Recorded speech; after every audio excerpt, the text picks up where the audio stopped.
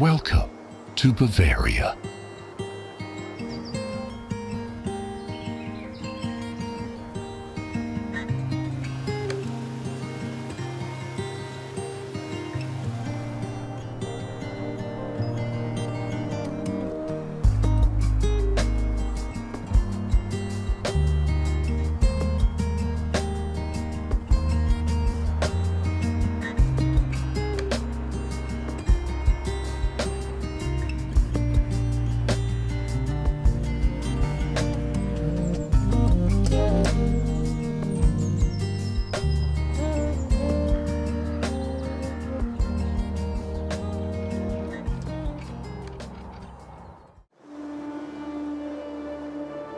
What if there were a place in Germany that felt like a page torn from a fairy tale?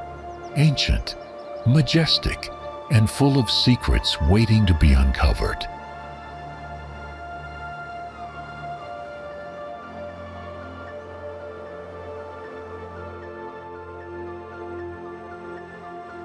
Bavaria isn't just the largest state in Germany, it's also the oldest, and somehow it still holds on to a sense of mystery despite being home to nearly 13 million people and over 300 cities and towns.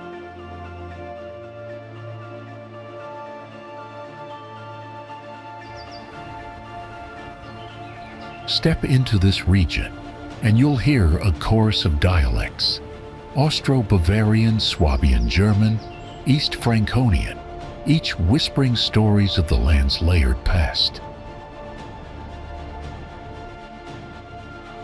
Here, in the heart of the mountains, rises Neuschwanstein Castle, a fantastical fortress built by the enigmatic King Ludwig II, so dreamlike that it inspired Disney's own.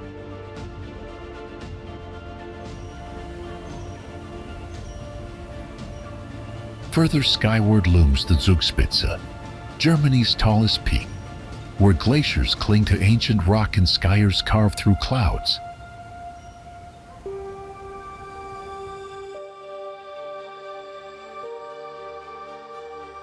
And then there's Oktoberfest, the world-famous celebration that began not with beer, but with a royal wedding in 1810, and has since become a vibrant symbol of Bavarian spirit, tradition, and joy.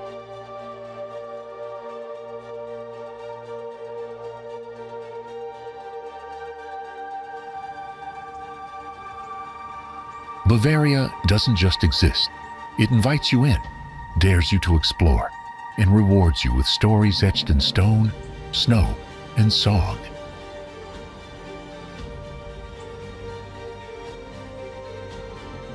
So, where do you begin in a place this full of wonder?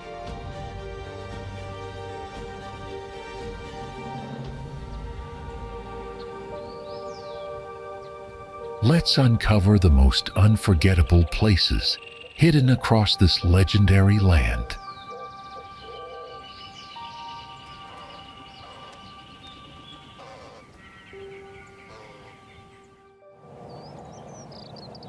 Surrounded by alpine forests and mountain peaks, this tranquil lake invites visitors to unwind in peaceful silence.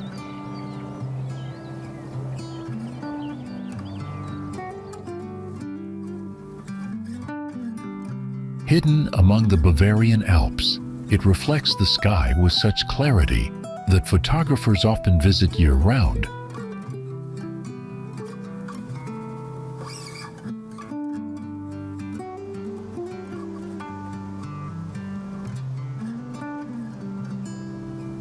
During warmer months, people enjoy swimming, fishing, or simply walking along its scenic and well-kept shoreline.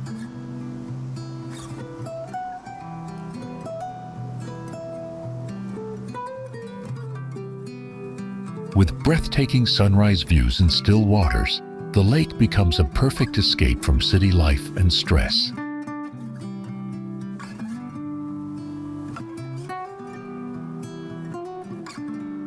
Tourists often describe their experience here as deeply relaxing, with unforgettable views and a strong sense of calm.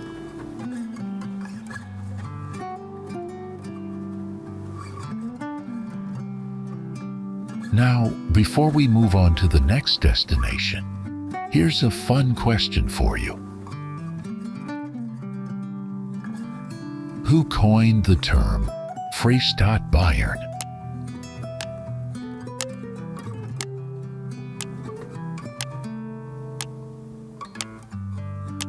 Comment your guess.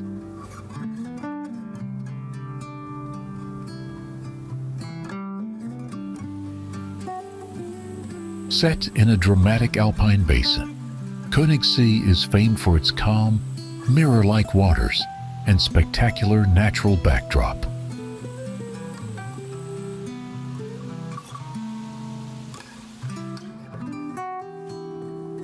Electric boats have been the only form of transportation allowed on the lake since 1909 to reduce noise and pollution.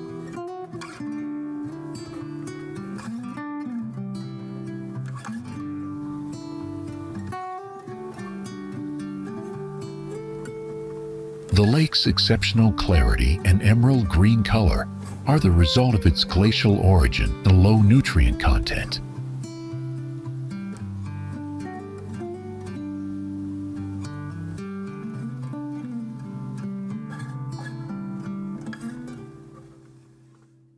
Due to its great depth and purity, the lake has become a model for sustainable tourism and environmental conservation.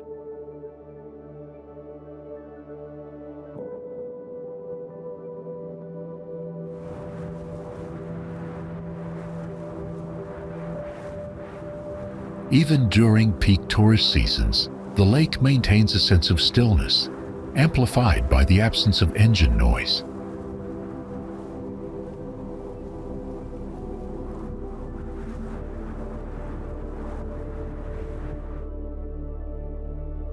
Scientific studies have revealed that the lake harbors rare aquatic species due to its unique ecological conditions.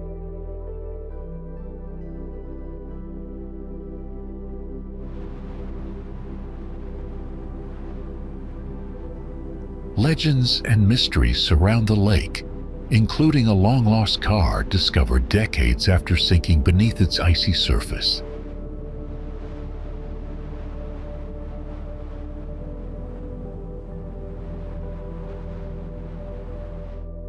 It comes as a surprise to most that this pristine lake holds certified drinking water quality thanks to strict protection efforts.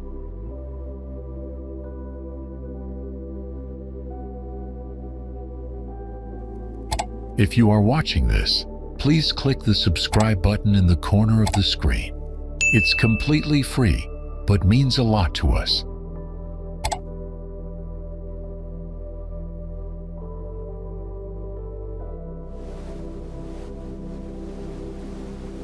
Covering an immense area, this urban park is among the largest green spaces found in any major city worldwide.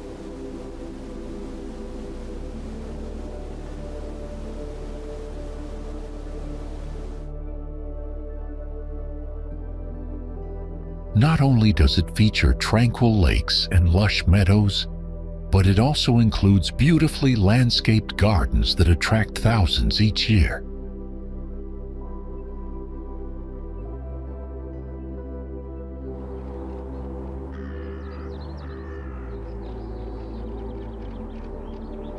Originally commissioned in the late 18th century, the park was created to improve the quality of life for city residents who longed for nature.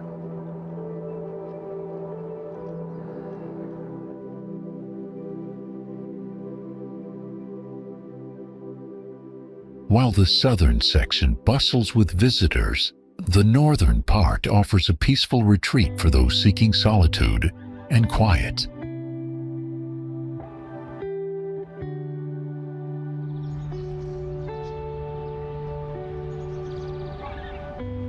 Winding trails stretch over many miles, allowing walkers to explore dense forests and open fields filled with vibrant plants and wildlife.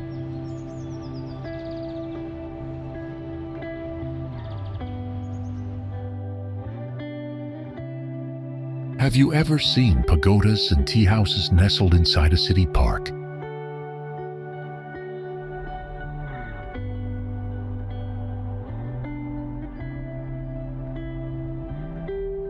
Here, visitors can discover these cultural landmarks, built for special events and celebrations.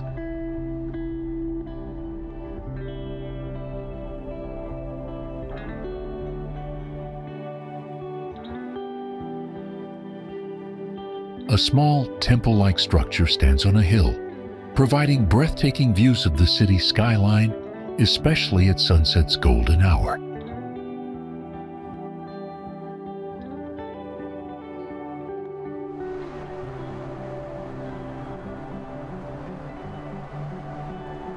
If you prefer more active pursuits, boat rides on the central lake give a refreshing way to experience the park's natural beauty.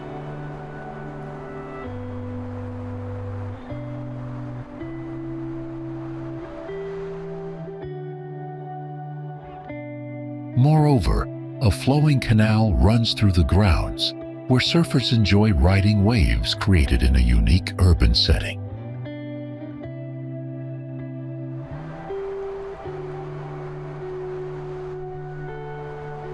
After a long stroll, many people relax at outdoor beer gardens located by the water, savoring local brews and lively conversation.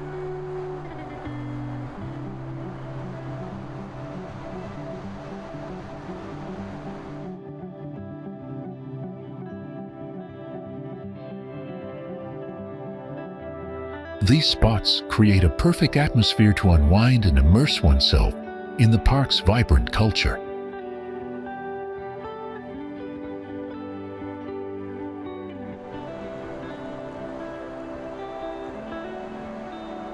Escaping the noise and crowds of the city, the park offers a welcome refuge, especially during warm summer months.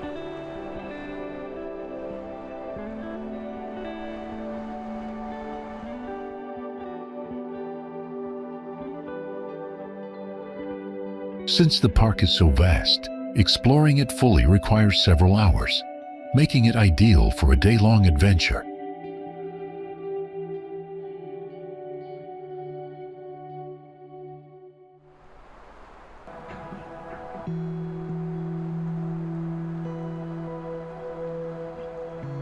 For those short on time, smaller nearby gardens provide charming escapes that still offer fresh air and greenery.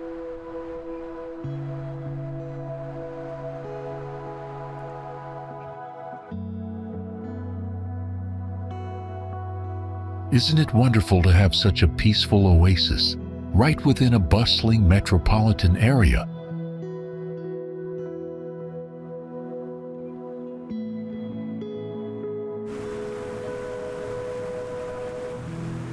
Between two towering mountain ranges, the river carved a deep and impressive gorge through solid rock over centuries.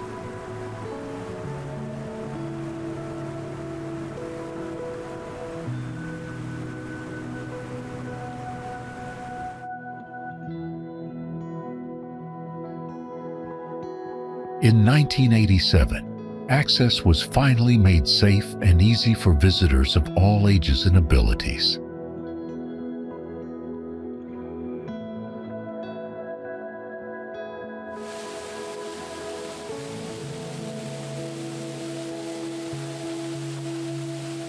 Previously, only a few brave lumberjacks dared to enter the rugged gorge to transport timber to storage areas.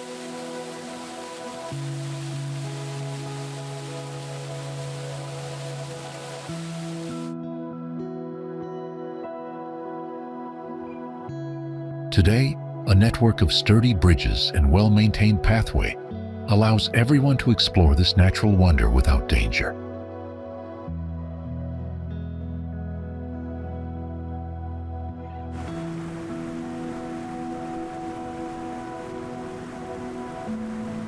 Visitors should be prepared to get wet as mist from powerful rapids and waterfalls fills the air inside the gorge.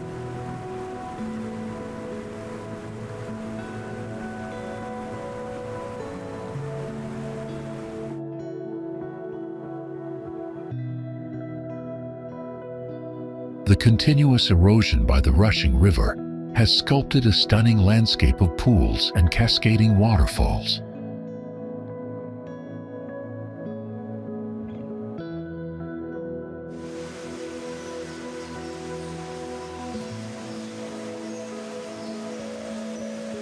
As the river winds through the narrow gorge, it creates an unforgettable sequence of natural water features.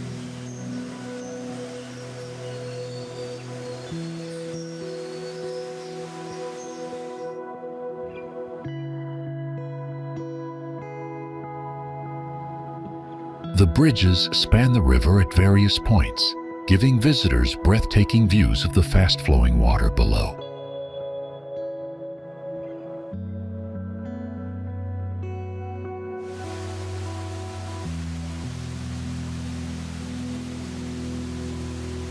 Wooden walkways cling to the rocky walls, allowing close encounters with the roaring rapids and waterfalls.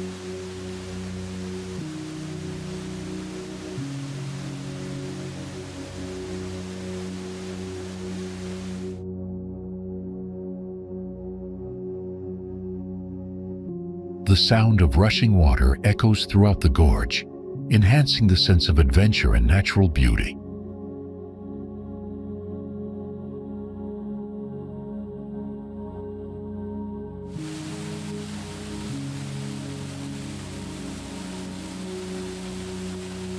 Open annually from May until October, the entrance is reachable by a scenic 20-minute walk from the public parking area.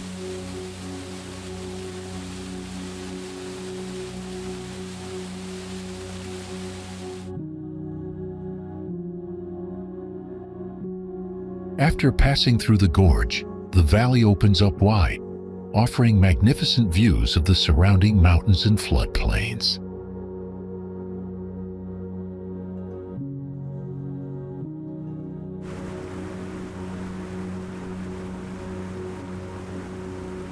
The carefully designed pathway and bridges provide a safe and immersive experience in this dramatic alpine landscape.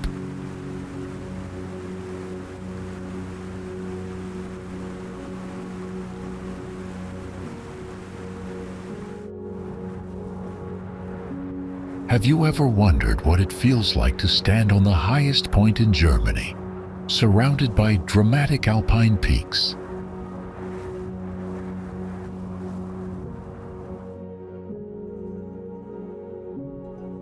Zugspitze, towering at 2,962 meters, claims this prestigious title and sits majestically on the border between Germany and Austria.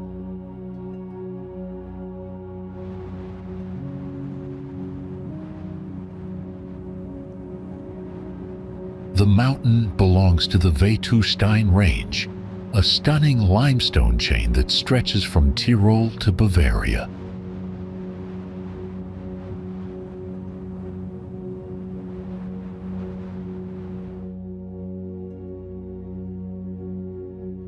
Early explorers first reached the summit shortly after the Napoleonic Wars, marking an important moment for border surveying between the two countries.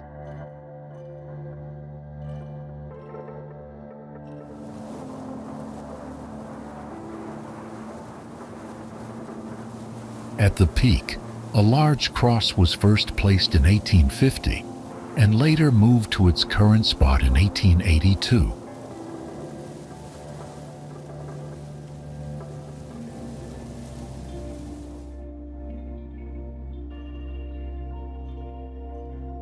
Mountain climbers soon found shelter in a small hut built before the century ended, marking the first human structure on the ridge.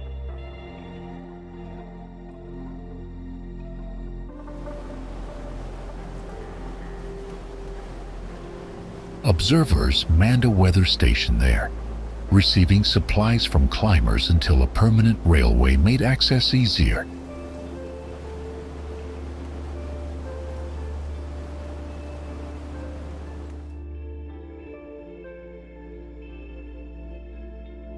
That railway, the Bayerische Zugspitzbahn, starts in Garmisch-Partenkirchen and transforms into a cog railway as it ascends through mountain tunnels.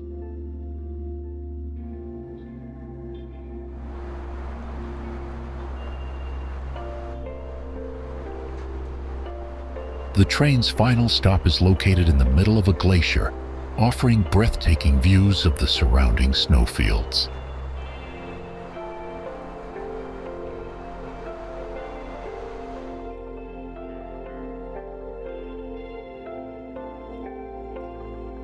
A cable car added later dramatically shortens the journey from the glacier station to the summit in just 10 minutes.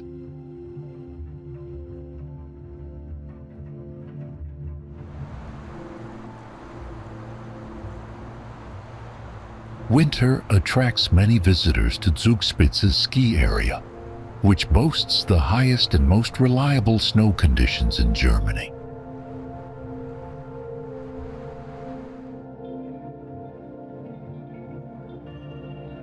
Despite its smaller size, the ski slopes offer thrilling runs and scenic rides on cable cars and the Cog Railway.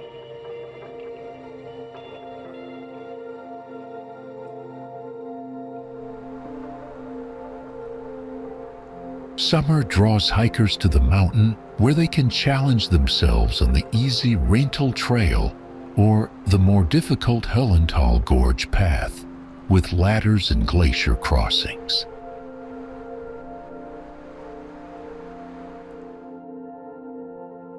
Good weather, mountain experience, and fearlessness of heights are essential for the safety of climbers attempting the more demanding routes.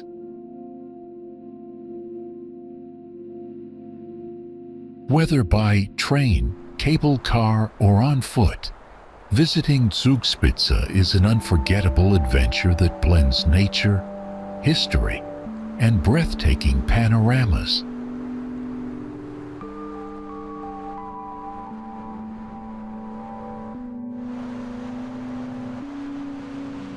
Imagine standing on the shores of a vast lake, with towering alpine mountains providing a stunning backdrop in every direction.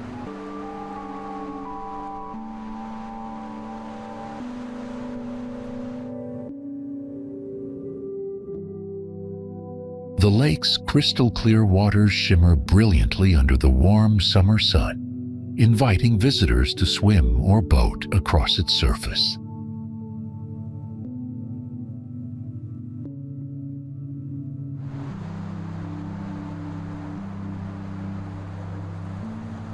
Each season transforms the landscape, with autumn painting the trees in vibrant reds and golds, while winter covers everything in a magical layer of snow.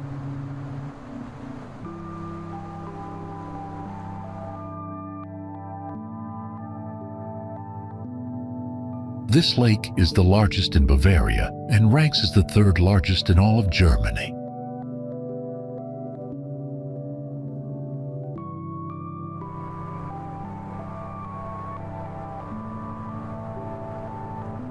The surrounding region blends culture and nature, where wooden houses reflect a deep connection between local resources and architecture.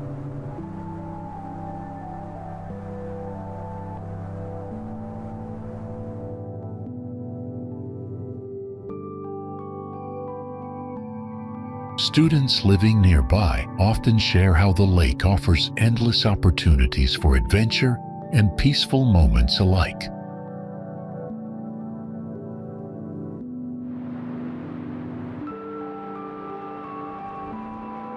One visitor from Africa was captivated by the breathtaking contrast between the lake's calm waters and the jagged peaks behind it.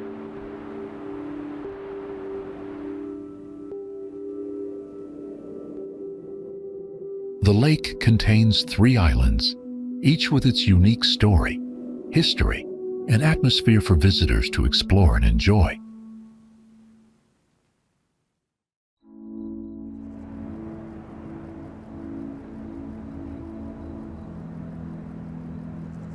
Hohenschwangau is famous for a grand palace built by a king, showcasing ornate rooms and extensive gardens.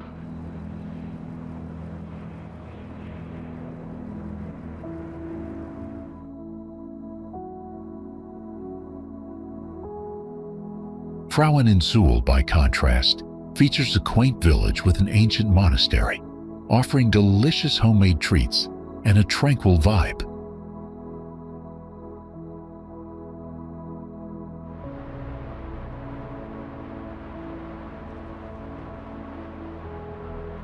Frauenzuhl remains untouched and quiet, ideal for picnics or solitary walks to reconnect with nature's calm.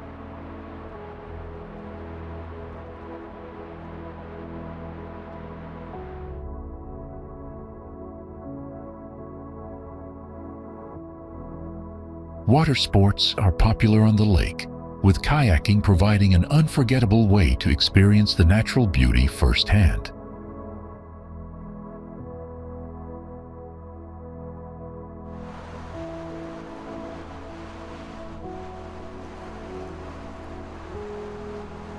Many visitors start nervous, but soon find joy in steering boats and exploring open waters.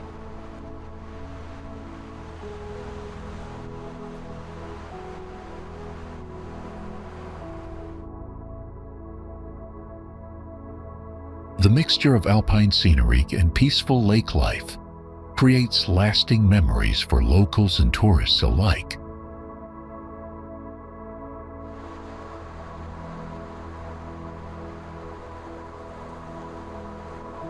Have you ever visited Lake Chiemsee? Comment 2 if yes, 4 if not.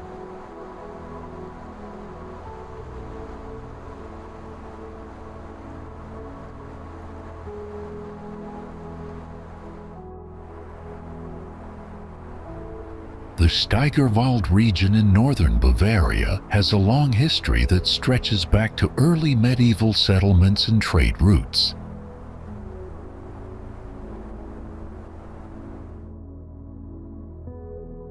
In the Middle Ages, thick forests such as Steigerwald played a crucial role in providing timber, serving as hunting grounds and marking territorial borders for local leaders.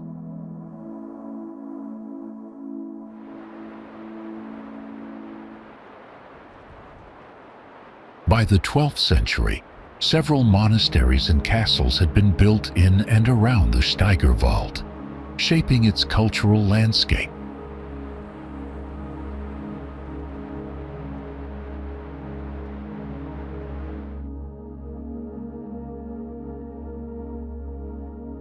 The area was part of the Prince-Bishopric of Würzburg, which influenced its religious, architectural, and agricultural development for centuries.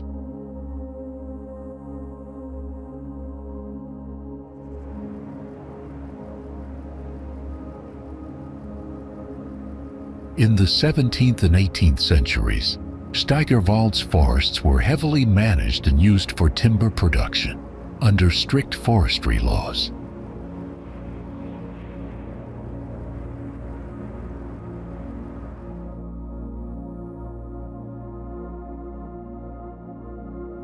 As small towns like Eibsee and Geroldsee grew, the forest supported their economies through wood trade and wine cultivation.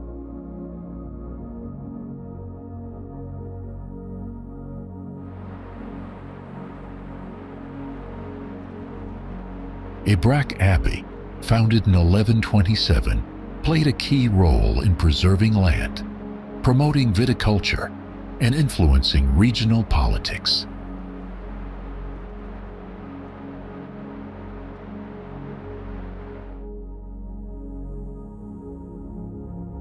In the 19th century, after secularization, the lands of the abbeys were redistributed, and forest ownership began to change.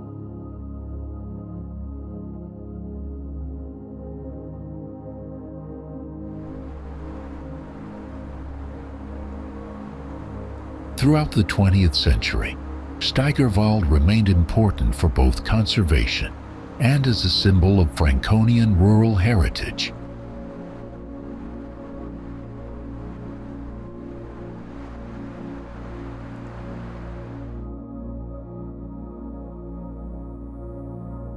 Today, its historical sites, forest traditions, and wine culture reflect centuries of human interaction with this unique forested region.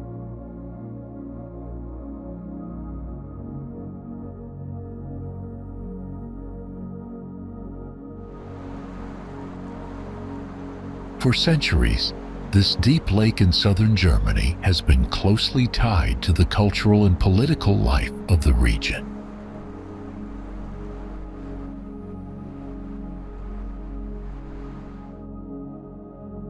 Originally named after the river that flows from it, the lake once served as a key fishing ground for local rulers.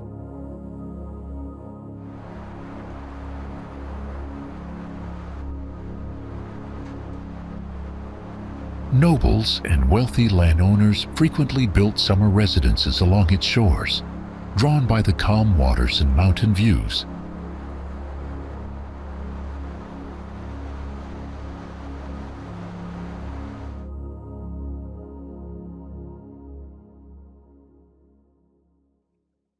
In the 1800s, a tragic event involving a royal figure turned the lake into a site of national fascination.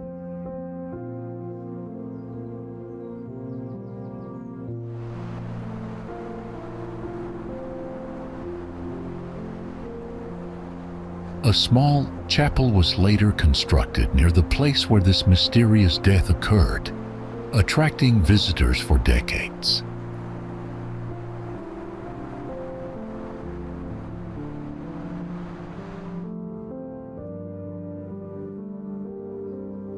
By the late 19th century, steam-powered boats had begun transporting tourists across the lake's surface, making it more accessible.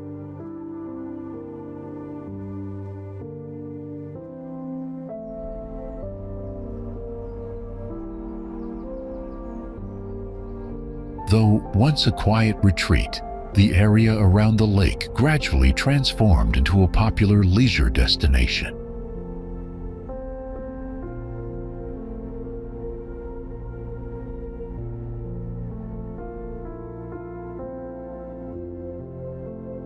Architectural styles of the early 20th century were evident in the many grand villas and wooden boathouses constructed at that time.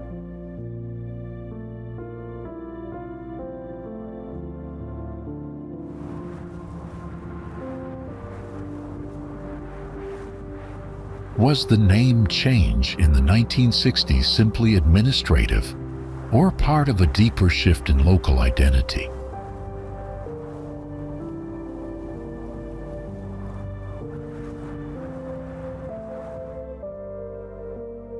Even today, the atmosphere of the lake carries echoes of its aristocratic past and the mysteries it holds.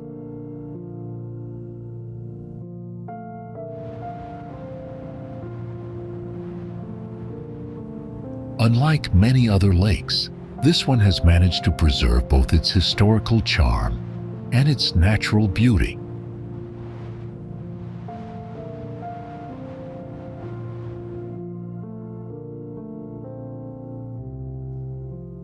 It is believed that poets and artists once found inspiration in the morning fog rising silently from its waters.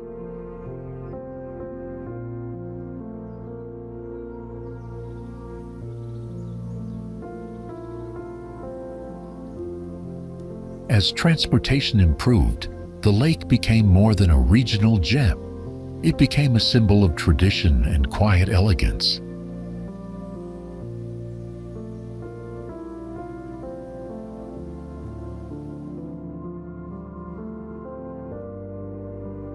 We pull info from lots of sources, so if we missed something or you've got something cool to add, drop it in the comments. We'd love to hear it.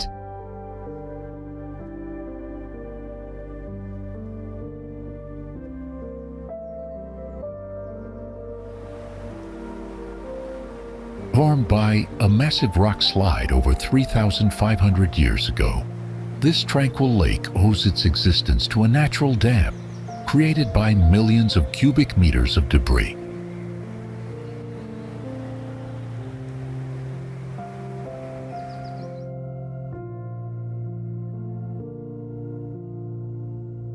Over time, the dammed waters transformed into a crystal-clear lake surrounded by forested slopes and alpine beauty.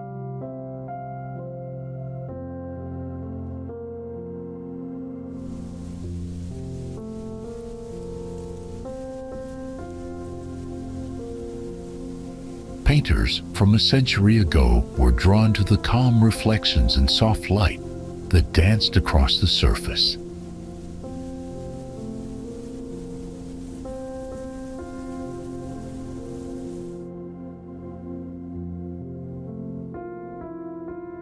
Without the distractions of modern cameras, artists once gathered nearby to capture the landscape with brushes and oils.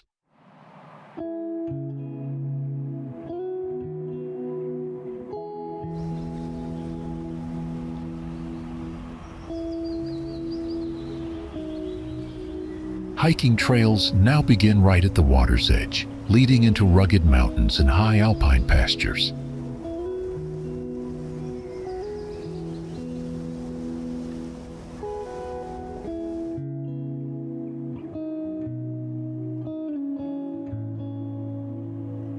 Some routes wind past traditional huts, while others climb to panoramic viewpoints.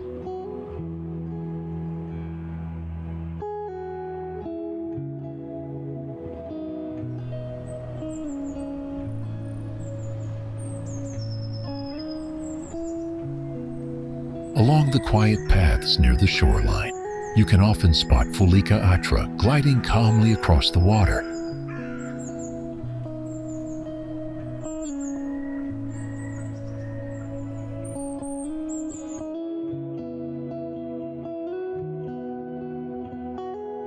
In warmer months, guided hikes by park rangers offer the chance to spot golden eagles soaring above the treetops.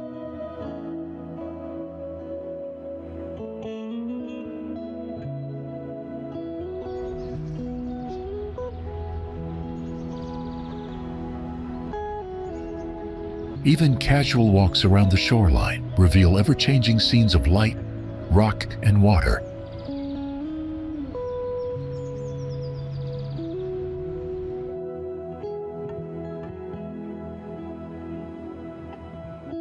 A certain magic fills the forest nearby, where moss-covered stones and twisted roots create a fairy tale setting.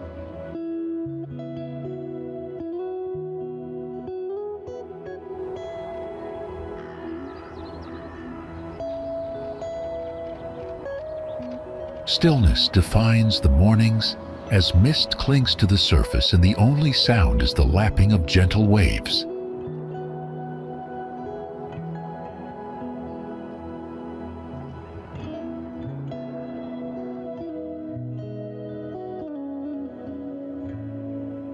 Afternoon sunlight turns the lake a deeper blue, reflecting sharp mountain peaks and lazy drifting clouds.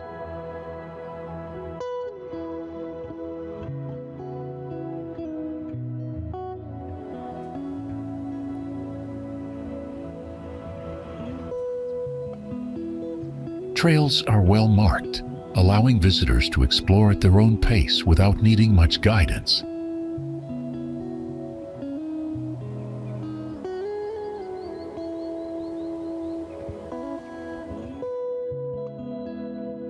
Despite its popularity, there's a quietness here that never seems to disappear, no matter the season.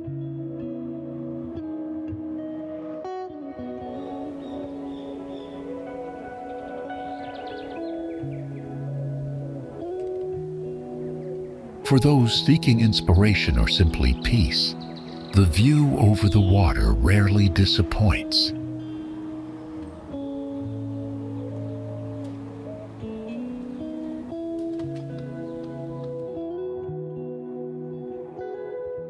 Long before modern tourism arrived, the lake was already known to early settlers for its fertile surroundings and resources.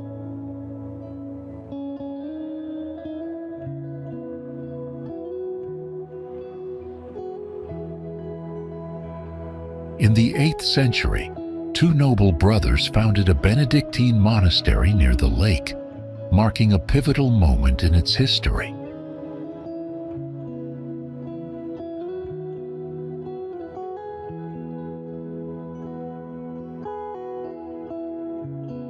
This monastery soon became one of the most influential religious and cultural centers in southern Germany for many centuries.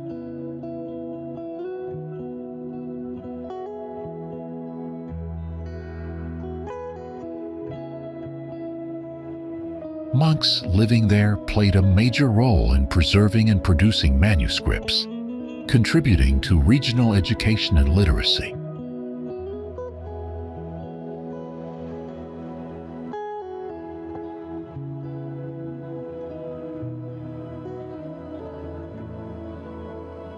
The monastery held large estates and significant power both politically and economically throughout the Middle Ages.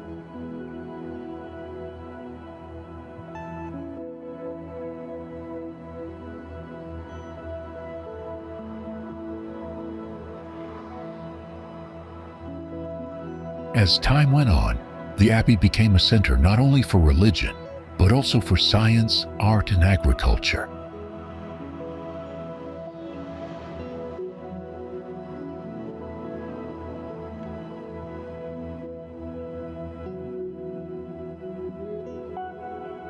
In 1803, due to secularization across Bavaria, the monastery was dissolved and its buildings passed into private hands.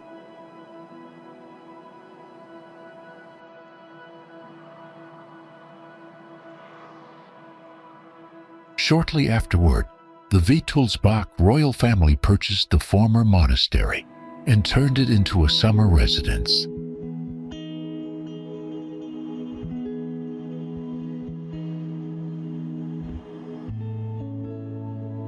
Their presence helped transform the lake area into a fashionable destination for the aristocracy and wealthy travelers.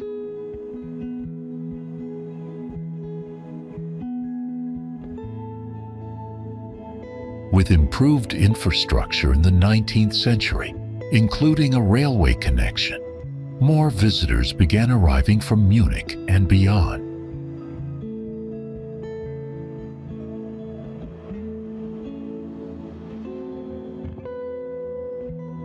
Steamships started operating on the lake, further promoting its popularity as a site of recreation and leisure.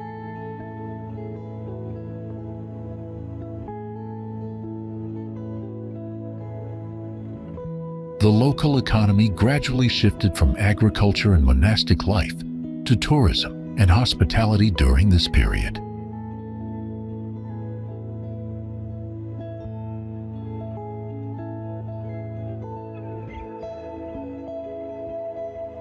World War conflicts slowed development, but the area remained a retreat for those seeking peace and natural beauty.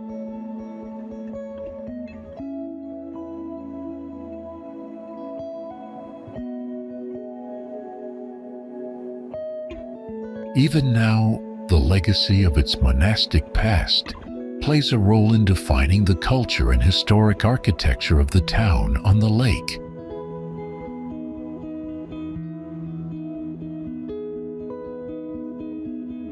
Do you know which type of fish is considered a local specialty at Lake Tegernsee?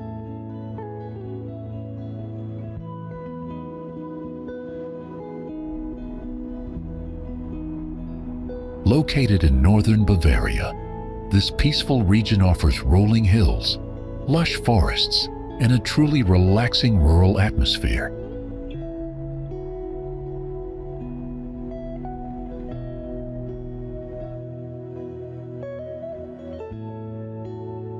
The landscape is shaped by centuries of traditional farming, with old stone houses and quiet country roads winding through fields.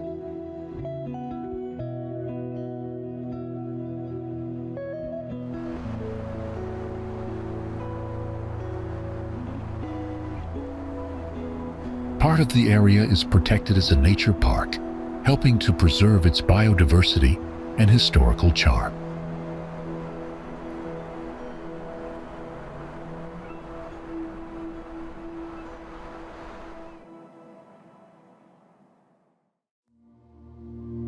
Unlike more commercial tourist destinations, this region remains quiet and authentic, perfect for those seeking calm and simplicity.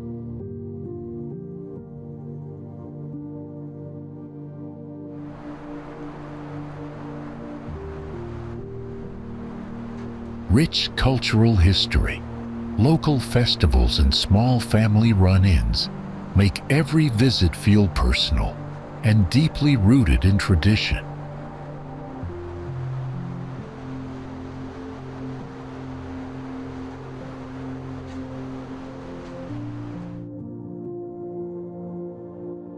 A striking blue-green color sets this lake apart, caused by a high concentration of calcium carbonate in the water.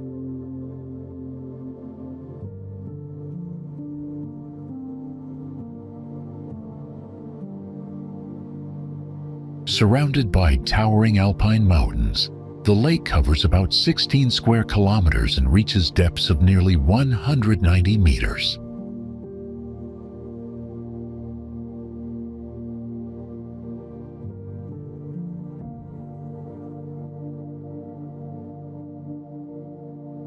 Hikers love exploring trails nearby, including part of the famous St. James Way, offering breathtaking views of both lake and mountains.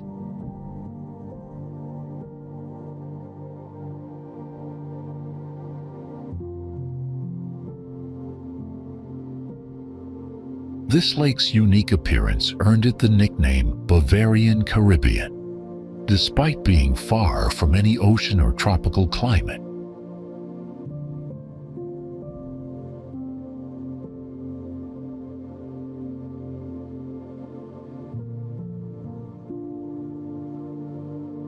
Film history is rich here. A famous German silent movie was shot against its dramatic backdrop in the 1920s.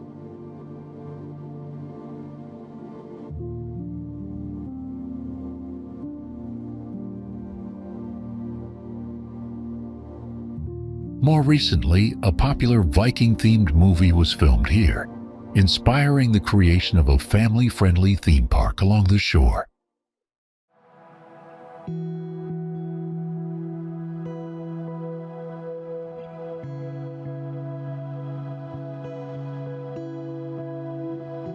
Visitors to the theme park can see authentic Viking huts and a large Viking ship anchored on the lakeside.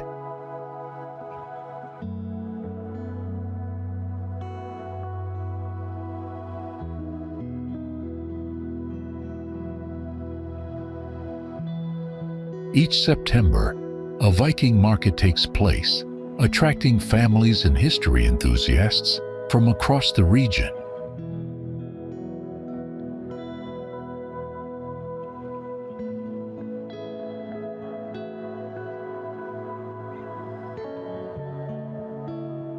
Whether you're seeking outdoor adventure or cultural experiences, this lake offers a unique blend of both in stunning scenery.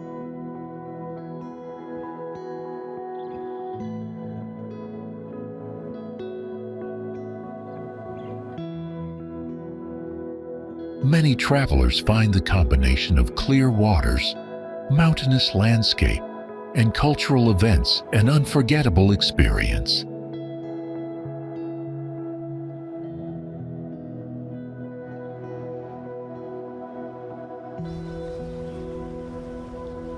With a history stretching back many centuries, Obersee Lake reflects its vital role in the area.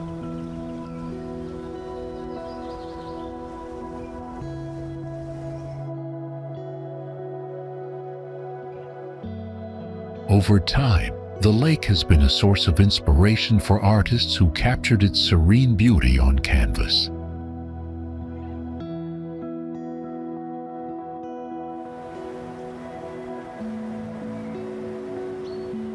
Historical records show that local communities relied on Obersee Lake for fishing and transportation long before modern roads were built.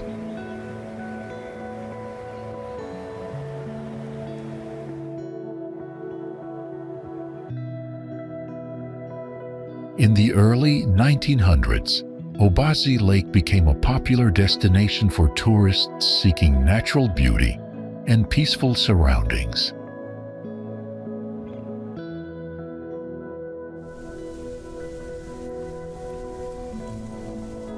The lake's pristine waters have been preserved through various conservation efforts initiated by local authorities over the decades.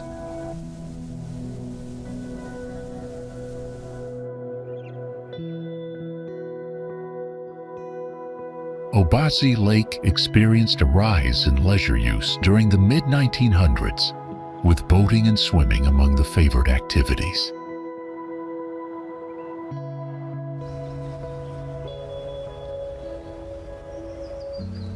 The surrounding landscape has remained largely untouched, maintaining the lake's historical charm and natural appeal.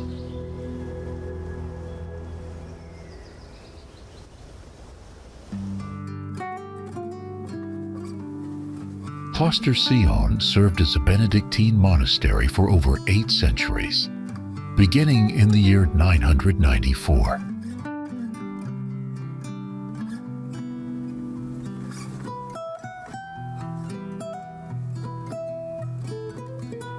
Emperor Henry II commissioned magnificent manuscripts, which were carefully produced by the monks residing at Kloster Seeon.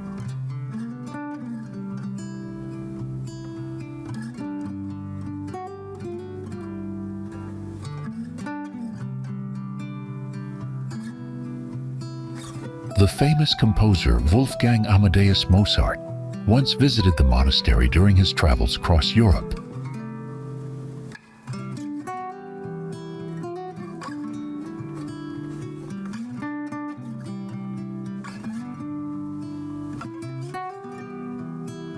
Between 1873 and 1934, the historic complex was owned and maintained by the Dukes of Leuchtenberg.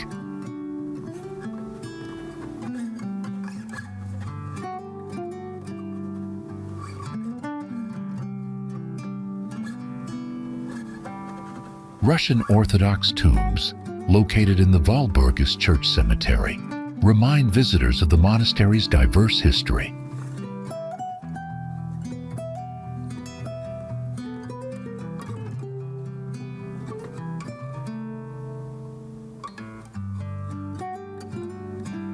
In 1986, the district of Upper Bavaria acquired the monastery to preserve its cultural and historical significance.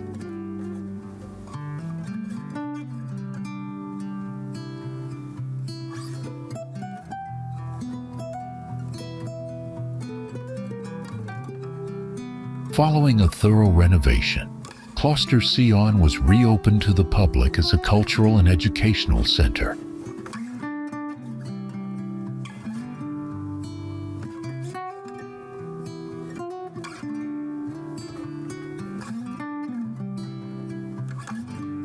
Concerts, art exhibitions, and seminars are regularly held within the monastery's beautifully restored rooms.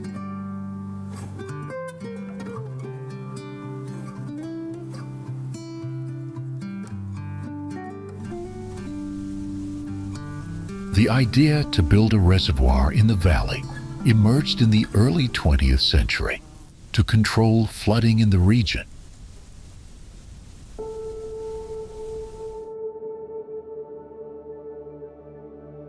Construction began in the 1950s after years of planning and negotiations with local communities and authorities.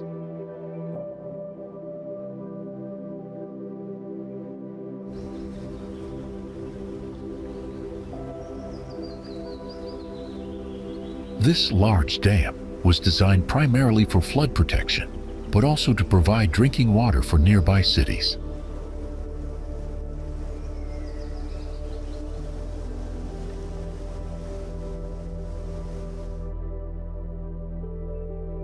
The reservoir's creation required relocating several villages and displacing many residents, causing significant social changes in the area.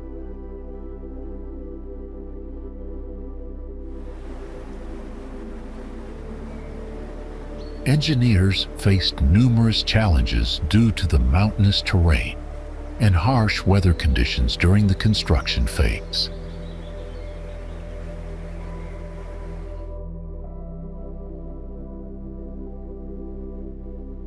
The dam was completed in 1959, marking a major achievement in post-war infrastructure development in Bavaria.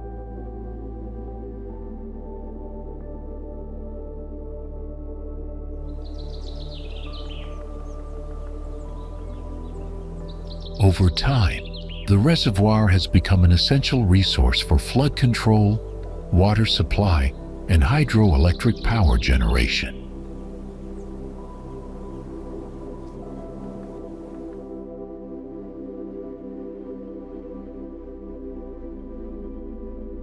The The surrounding area was transformed from a river valley into a deep lake with clear alpine waters.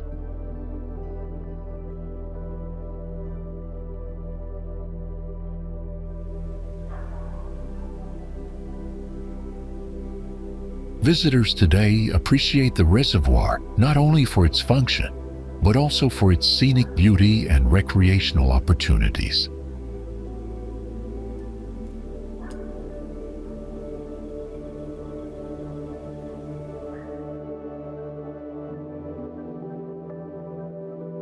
Local governments continue to maintain and upgrade the dam to ensure safety and improve its efficiency.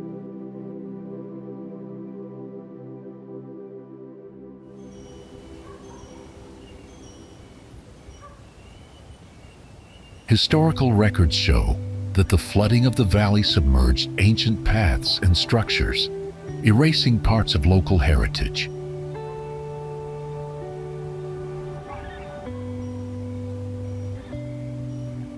Environmental considerations became more important in later decades, prompting efforts to balance nature conservation with human needs. The reservoir helps protect communities downstream from devastating floods caused by heavy rains and snowmelt.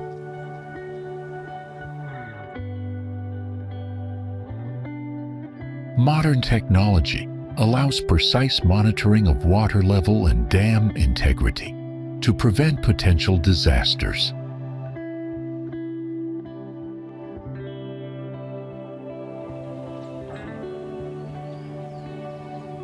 Over 60 years after its completion, the reservoir remains a vital part of Bavaria's water management system.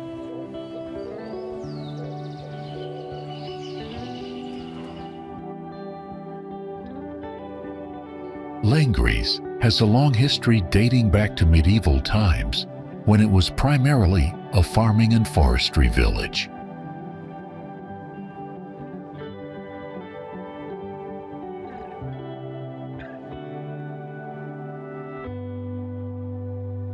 Over the centuries, the town grew due to its strategic location near mountain passes and trade routes in Bavaria.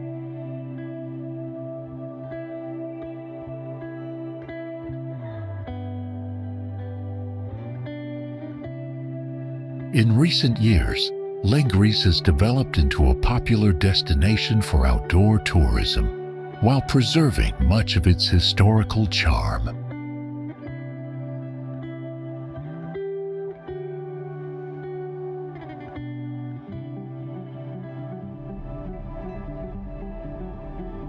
Many millennia ago, glaciers carved deep valleys, leaving depressions that later filled with meltwater to form what became the scenic body of water known for its vivid hues.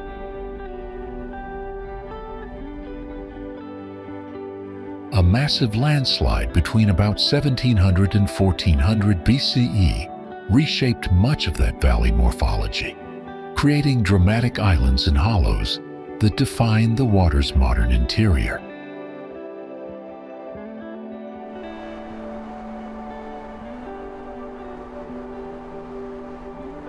Depth variations across its basin were heavily influenced by that ancient slide, which deposited debris over central and eastern sectors.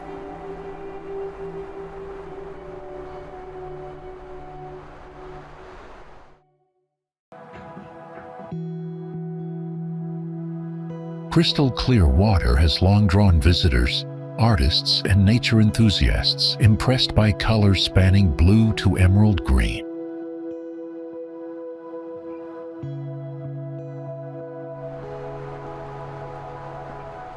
Retreat of the Isar-Loisac Glacier at the end of the Würm glaciation laid the groundwork for filling of this basin with water.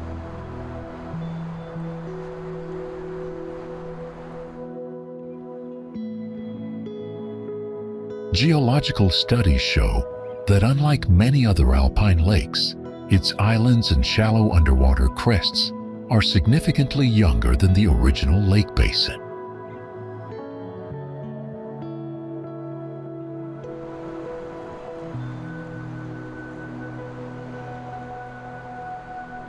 8 islands rising above the water surface exist due to the geological disruptions caused by the prehistoric landslide event.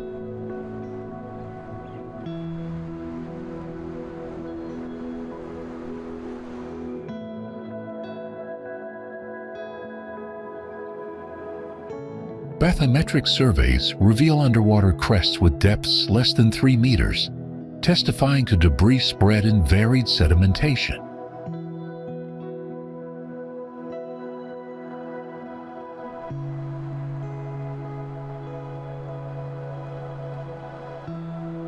Human recognition of its impressive formation has evolved over centuries into a deep appreciation reflected in literature, art, and photography.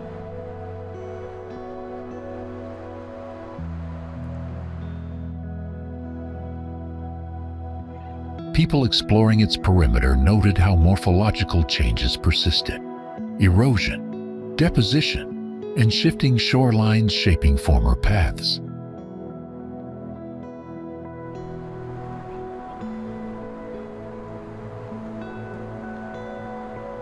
Regional authorities began protecting surrounding forests and terrain, recognizing the uniqueness of this lake's combination of islands, depth contrast, and water clarity.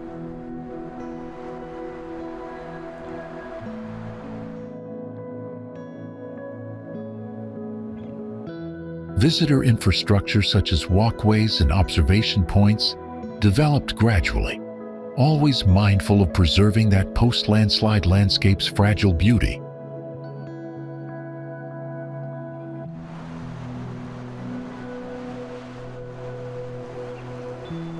Scientific research using sediment cores has confirmed timelines of glacial retreat, followed by abrupt mass movement events that shaped basin features.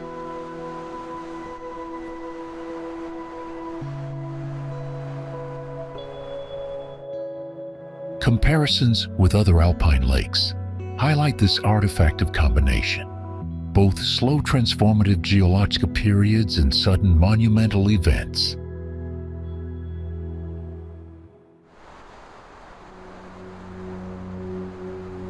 Morphology visible today, from small islands to steep submerged benches, serves as living record of that catastrophic landslide and subsequent natural processes.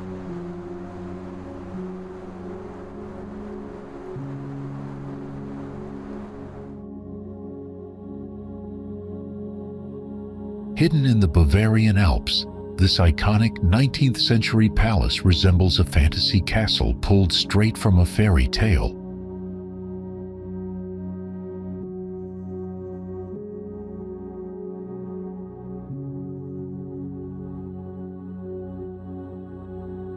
Commissioned by King Ludwig II of Bavaria in 1868, the construction began as an escape into his imagined kingdom.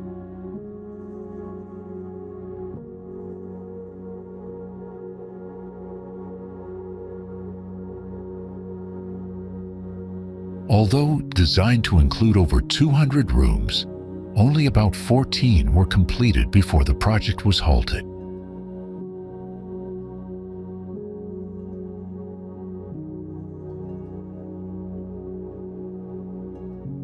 Its tallest tower reaches an impressive height of 213 feet, making it the tallest castle in the world.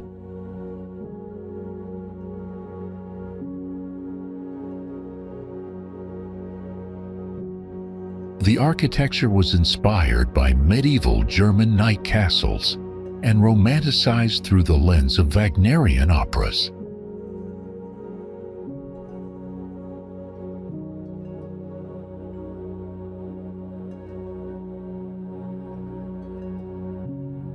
While Ludwig II lived in parts of the castle, he died before seeing the entire project completed in 1892.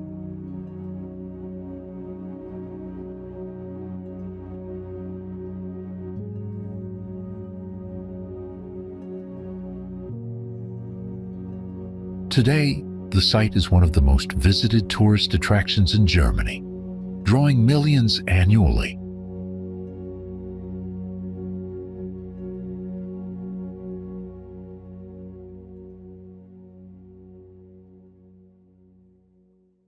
Many believe the famous Disney castles, particularly Sleeping Beauty's, were heavily inspired by this enchanting structure.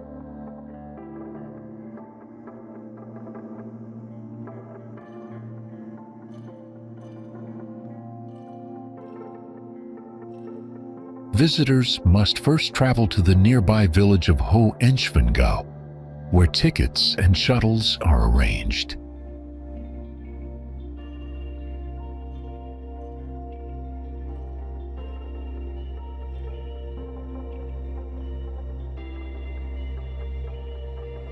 A scenic bridge called Magi and Brücke offers breathtaking views and is a favorite photo spot for travelers.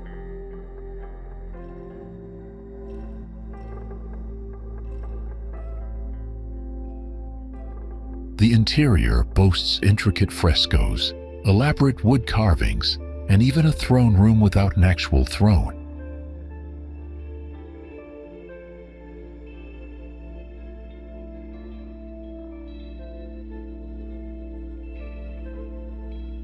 Rich silk tapestries and gold accents decorate the king's dressing room, one of the tour highlights.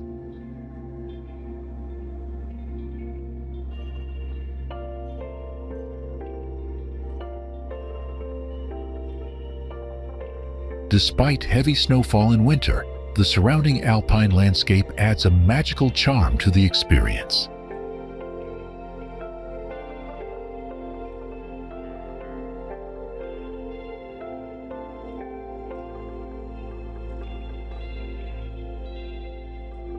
Spring and autumn provide the best balance of beauty, comfort, and smaller crowds for visitors.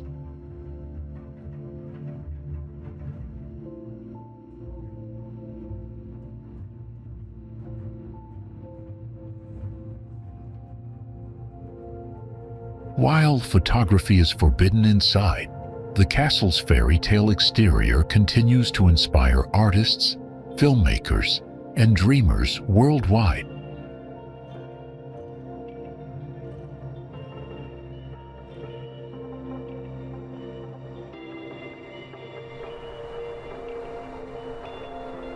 Built in 1938, the Kehlsteinhaus was originally constructed as a diplomatic gift for Adolf Hitler's 50th birthday.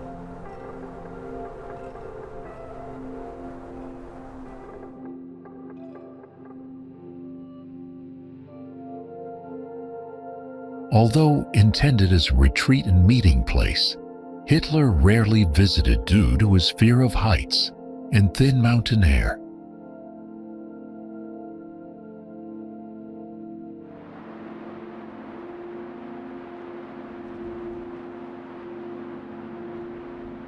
The structure was commissioned by Martin Bormann and completed in just 13 months, an impressive feat given its alpine location.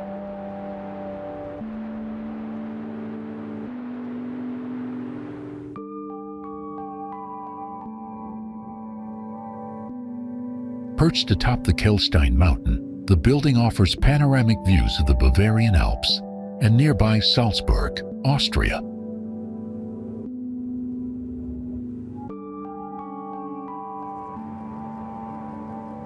Unlike many Nazi-era buildings, the Kehlsteinhaus was not destroyed after World War II and still stands today.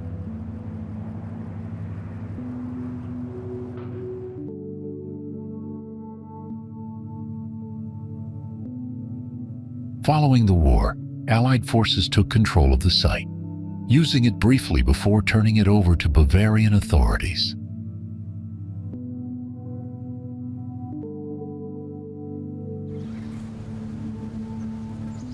Currently, the building functions as a mountain eatery and a place of historical interest, welcoming guests from all over the world annually.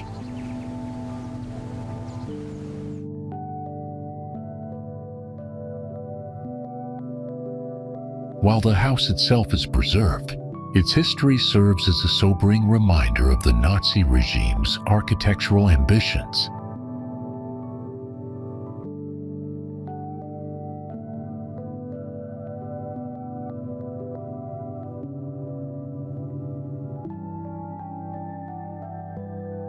Dating back to the 12th century, the fortress was the center of authority for the lords governing the region.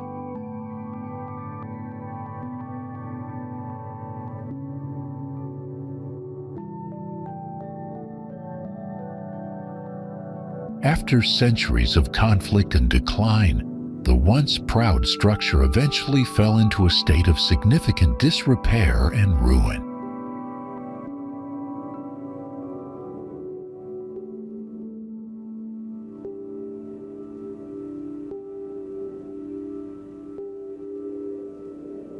A Bavarian crown prince with a passion for history was drawn to the ruins in the early 19th century.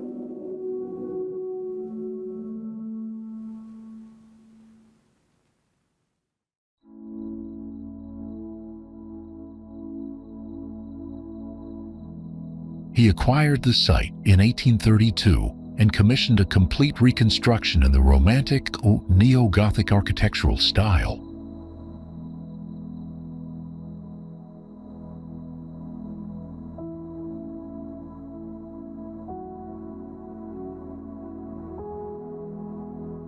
The royal family used the restored residence primarily as their official summer home and hunting lodge in the Alps.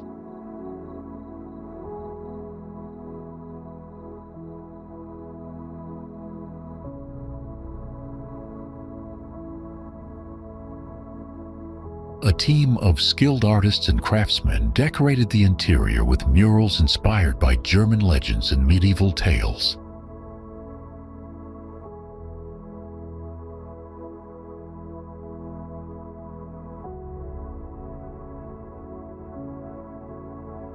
The prince's son, who later became a famous king, spent much of his childhood within the castle's richly adorned walls.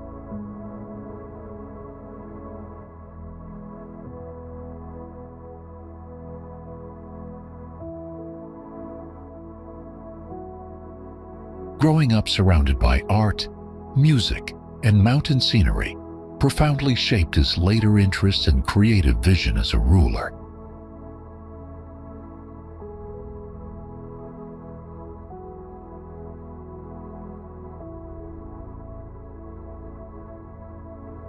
The location provided breathtaking views of the alpine landscape, making it an ideal place for contemplation and royal leisure.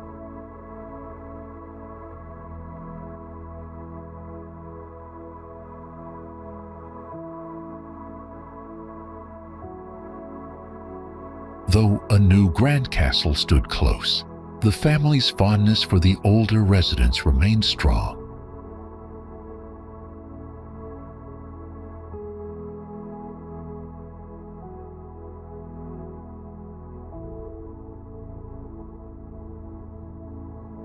Throughout the 19th century, the site hosted many guests, including foreign dignitaries and artists close to the royal court.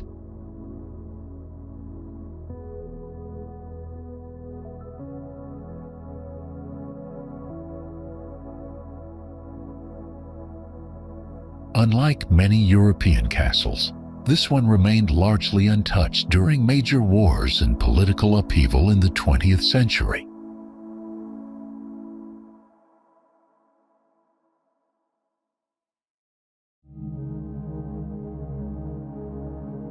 Eventually, it was opened to the public and became part of a growing interest in historical tourism across the region.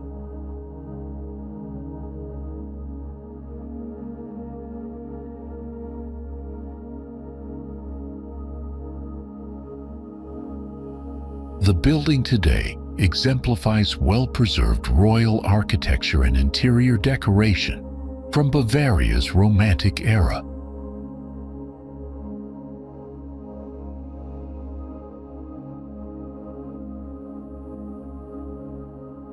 Visitors from around the world come to admire its artistry, learn its history, and enjoy the surrounding alpine beauty.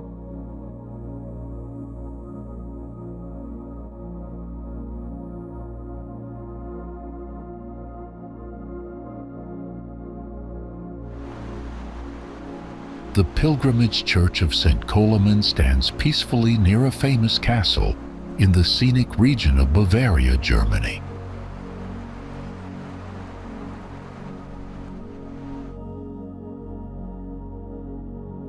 Captured during sunset, the aerial view highlights the church's charming architecture surrounded by lush greenery.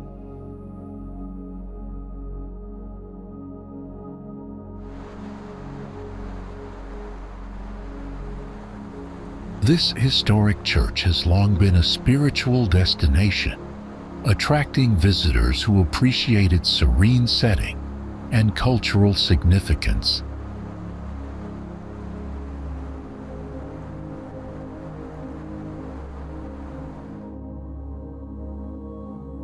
Surrounded by towering alpine peaks, this serene lake offers visitors breathtaking views and tranquil hiking experiences throughout the year.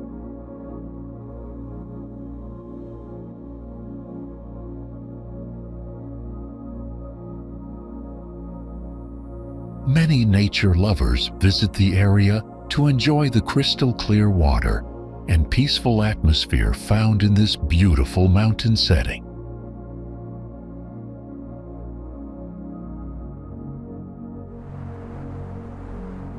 Nestled in the Bavarian Alps, Lake Geroldsee offers visitors stunning natural beauty and peaceful surroundings to enjoy.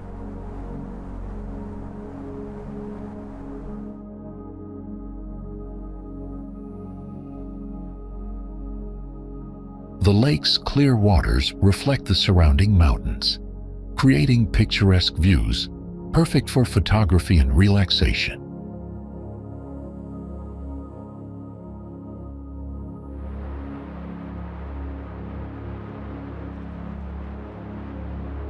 Hikers frequently explore the trails around the lake, discovering scenic spots and diverse wildlife along the way.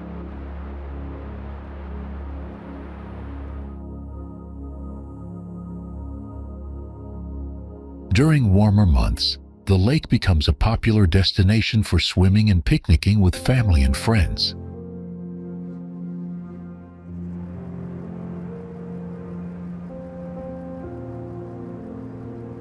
With thick forests and flourishing meadows all around, this peaceful place allows visitors to get away from the chaos of city living.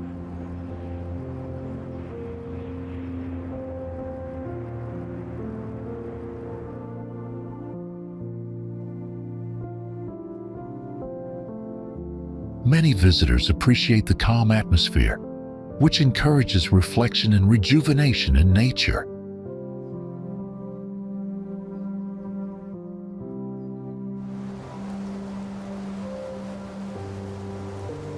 The nearby village adds a charming touch with traditional Bavarian architecture and local hospitality.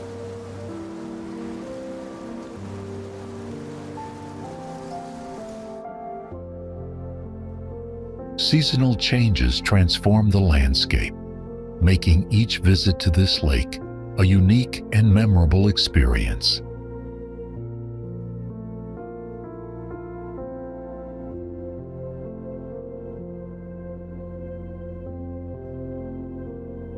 The Bavarian side of the range stretches from the northernmost chain down to the foothills near Walchen Lake and Sylvenstein Stausee.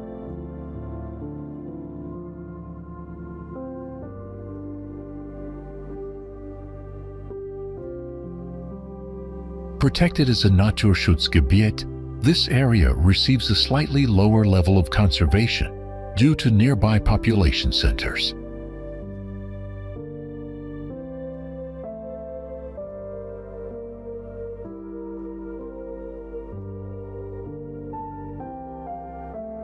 Mittenwald is the closest village to the Bavarian Reserve and serves as a popular starting point for mountain adventures.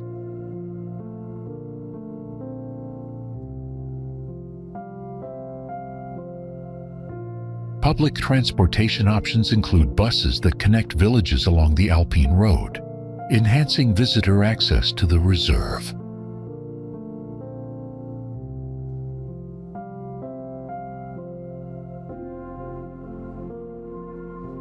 The Sylvenstein Reservoir plays an important role in the region's water management and offers stunning lake views.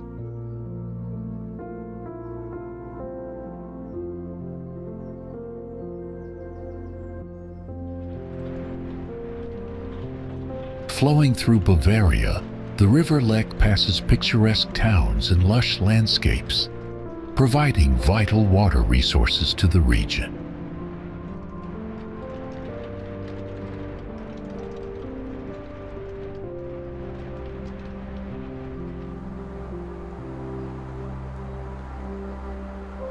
Its crystal-clear waters support diverse wildlife while offering recreational opportunities like fishing, kayaking, and hiking along its scenic banks.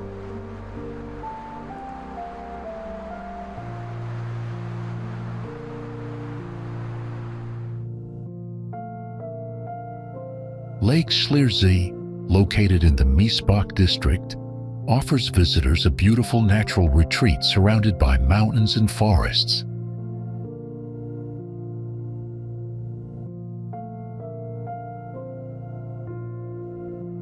From Munich, travelers can easily reach Schliersee station by taking the RB55 train in under an hour, making it a convenient day trip destination.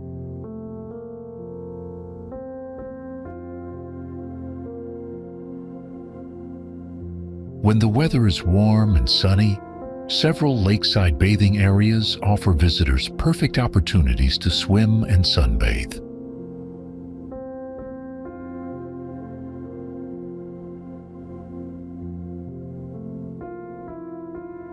Popular swimming areas include the Schliersee Lido on the eastern shore and the Fischhausen bathing beach on the southern shore.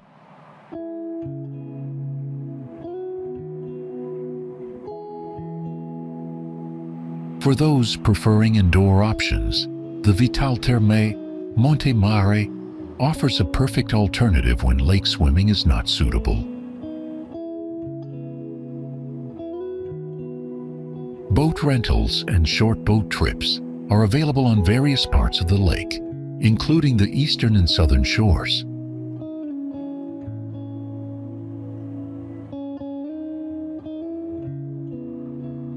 The North Shore offers organized boat tours that allow visitors to enjoy scenic views across the water.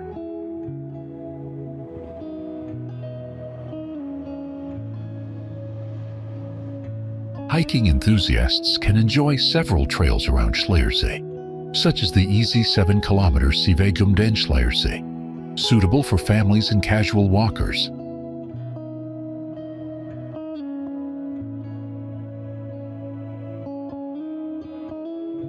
Another popular hike leads to Schliersbergalm, rewarding visitors with beautiful panoramic views after a moderate climb.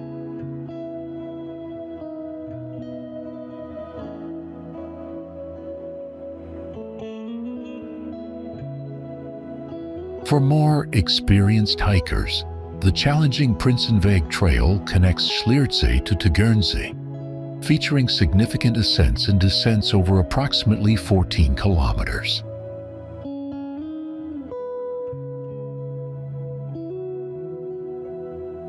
Nearby villages like Hauschem and Fischhausen offer additional attractions, including distilleries where visitors can sample locally produced spirits and whiskeys.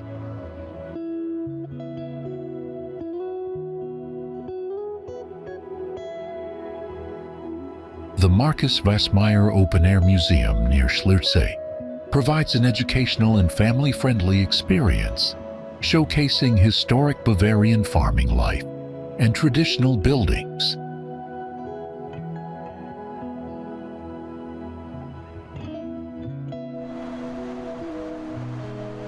Famous for its historic monastery and vibrant beer culture, the abbey sits atop a scenic hill in Bavaria.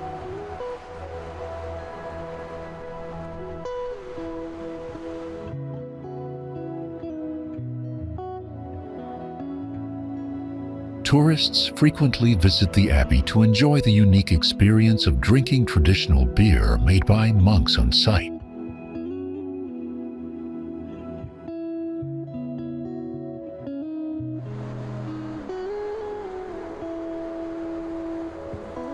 The Abbey Church, with its beautiful Baroque architecture, attracts pilgrims and tourists alike, seeking spiritual and cultural experiences.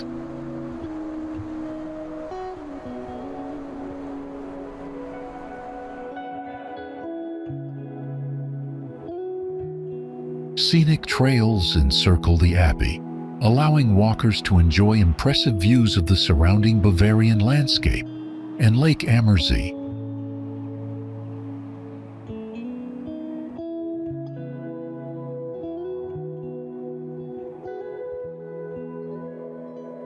Nestled in the Bavarian Alps near Berchtesgaden, the Church of Maria Gern is a striking example of Baroque architecture.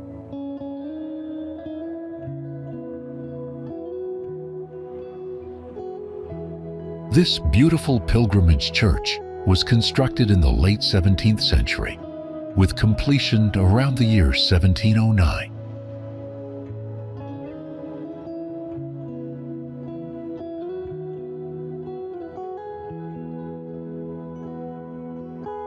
Dedicated to the Virgin Mary, it quickly became a beloved spiritual destination for locals and travelers alike.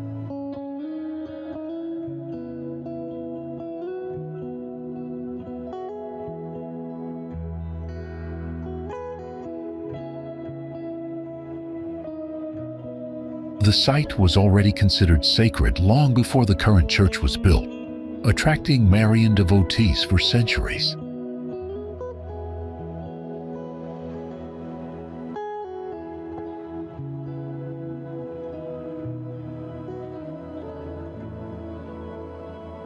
Its iconic onion dome tower and mountain backdrop have made it a favorite subject for painters and photographers.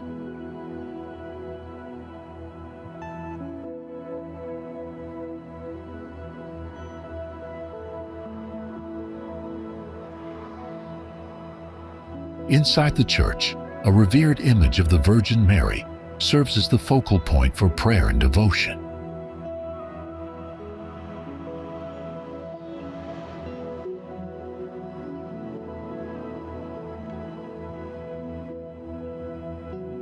The Baroque interior features intricate stucco work, ornate altars, and artwork depicting scenes from Mary's life.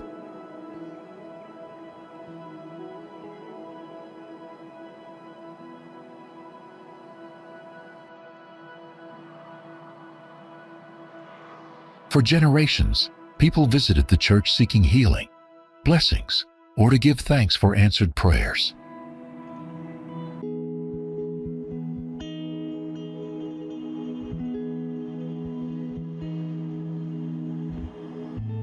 Although modest in size, the church holds deep historical and cultural significance in the Berchtesgaden region.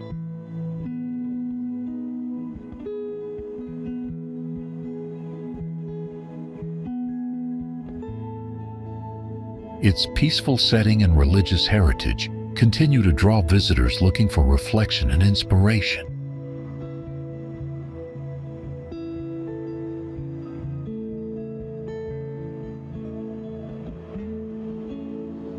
The Church of Maria Gern stands as both a historic monument and a living place of worship.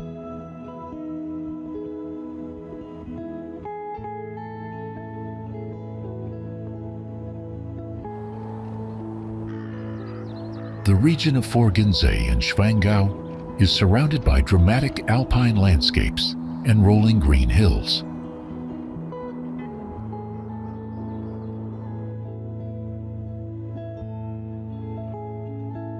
Quiet country roads and forest paths invite visitors to experience the peaceful rhythm of rural Bavarian life.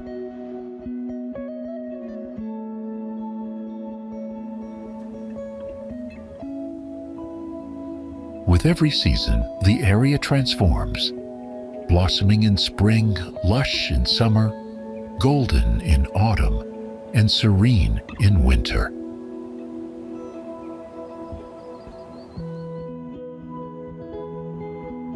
Nature lovers will find endless inspiration here, from misty mountain views to wildflower-covered meadows beneath open skies.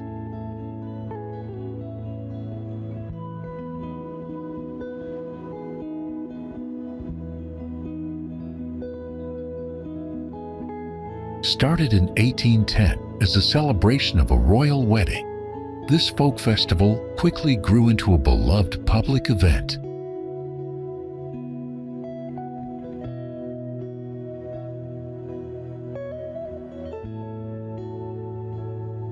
When a large horse race was organized for the occasion, it sparked annual celebrations that have endured for over 2 centuries.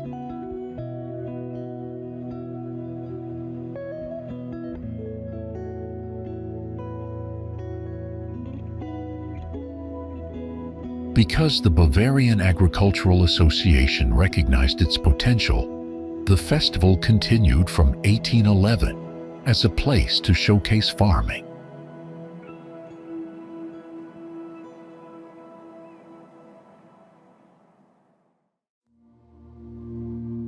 The introduction of merry-go-rounds and swings in 1818 brought entertainment that gradually evolved into today's large amusement attractions.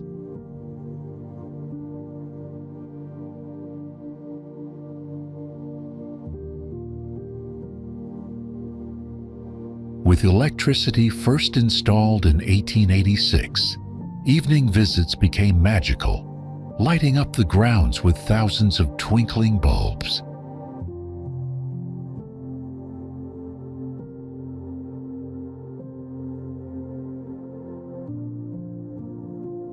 Although beer remains a major attraction, the opening of the first chicken roastery in 1885 started a culinary tradition as well.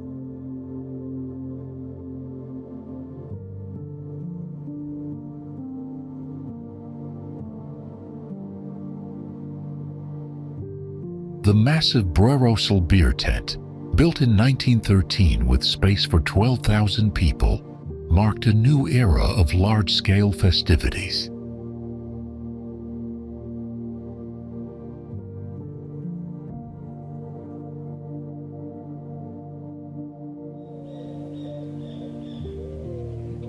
Located on the shores of a serene alpine lake, this pilgrimage site has drawn visitors for centuries seeking peace and reflection.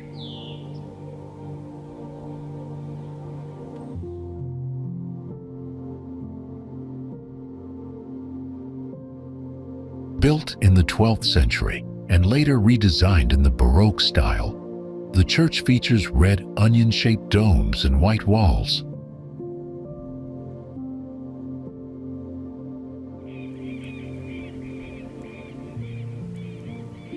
Surrounded by steep mountain cliffs and accessible only by boat or a long hike, the location feels almost otherworldly.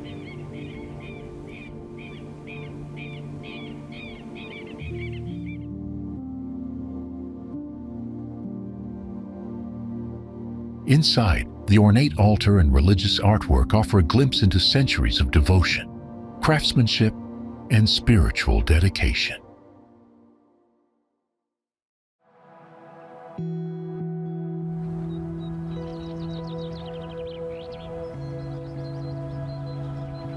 Pilgrims have long visited this sacred place on foot, especially during feast days marked by prayer and local traditions.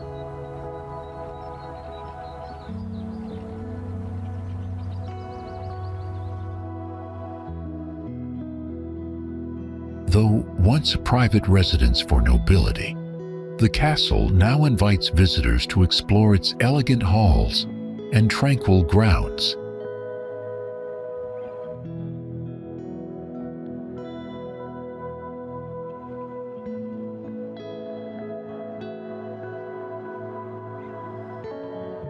Having endured the passage of time, the building stands as a symbol of both historical significance and architectural charm.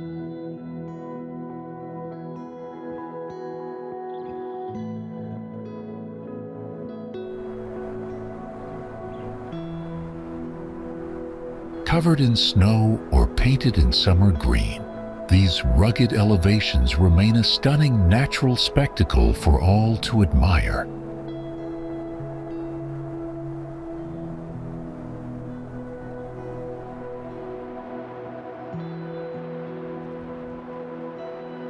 Popular among hikers and nature lovers, the region provides a peaceful escape filled with alpine trails and panoramic landscapes.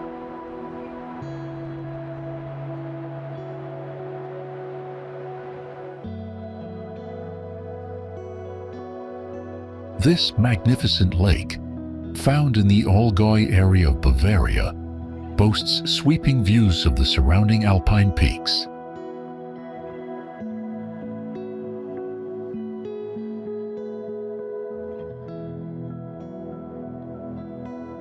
Although man-made, the lake blends seamlessly with nature, making it a favorite destination for both locals and tourists.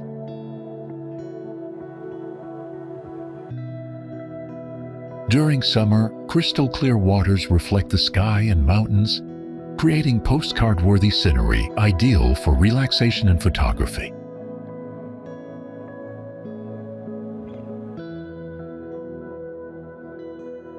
Sailing, kayaking, and paddleboarding are popular water activities that allow visitors to explore the lake from different perspectives.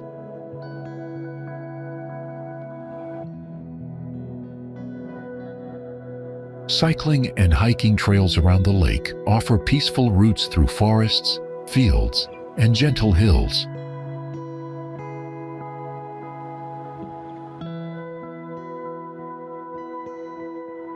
In the distance, the silhouettes of fairy tale castles like Neuschwanstein and Hohenschwangau add to the magical atmosphere.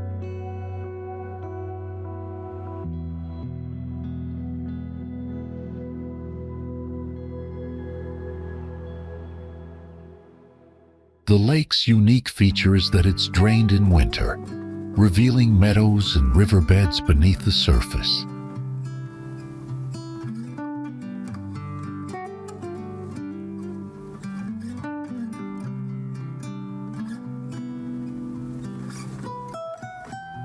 No matter your travel style, this region promises an unforgettable retreat surrounded by southern Germany's breathtaking landscapes.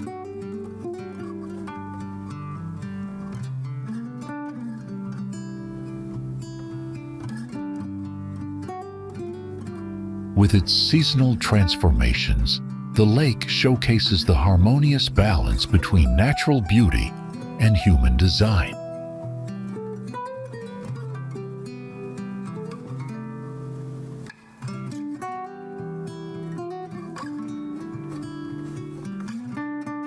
Autumn paints the surrounding forests in warm hues, offering a quieter, more reflective experience for off-season visitors.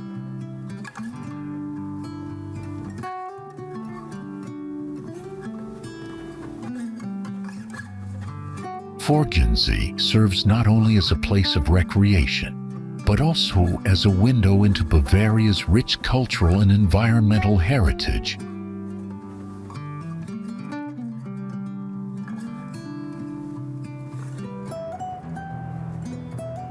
Situated in the Bavarian Alps, this mountain town has been of strategic and spiritual importance since the early medieval period.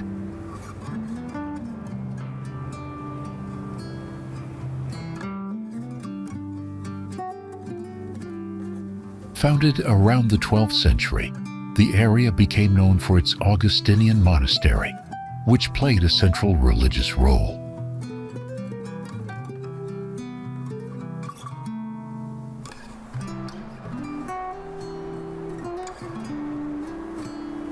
Due to its remote yet protected location, it developed independently for many centuries, gaining wealth from salt mining.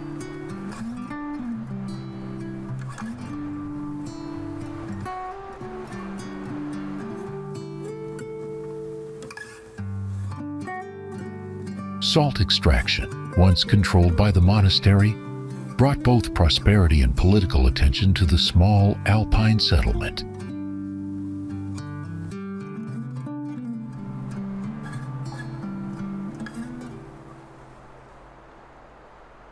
As regional powers shifted, the town came under the influence of the Bavarian crown, yet retained a unique autonomy.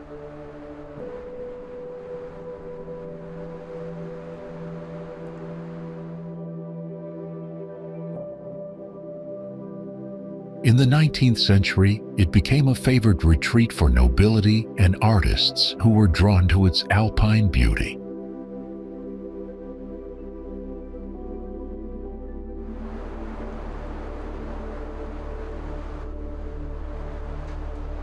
Royal visits and summer residences helped elevate the town's profile across German-speaking Europe during the Romantic period.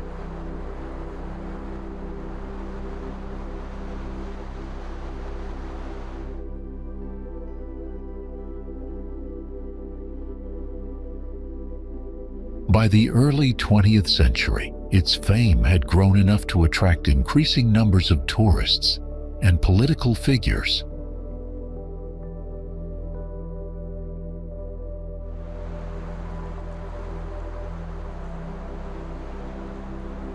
Tragically, during the Nazi era, the region became infamous as a personal retreat for Adolf Hitler and other top officials.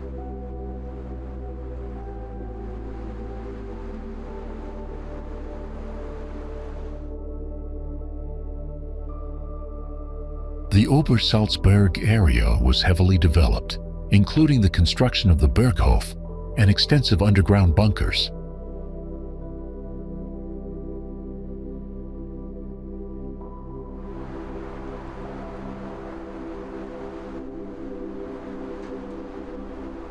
Allied forces bombed the area in 1945, leading to the destruction of many Nazi structures and the end of occupation.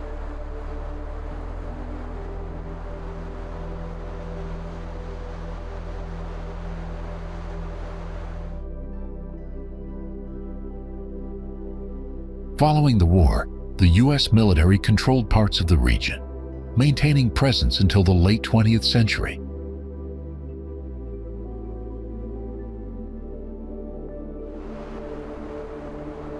In the post-war decades, the town sought to reshape its image by emphasizing natural beauty and cultural heritage over politics.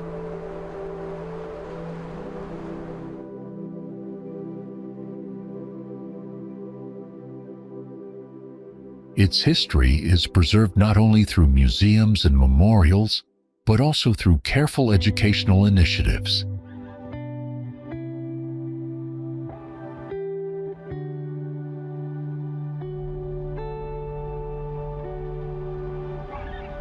In spite of its complicated history, the town represents cultural strength, natural beauty, and a place for reflecting on the past.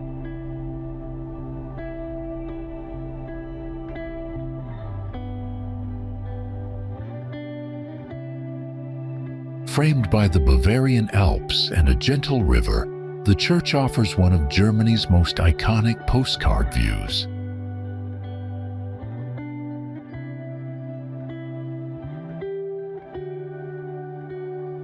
Built in the 17th century, this picturesque church in Gamsau has become a beloved symbol of alpine charm and serenity.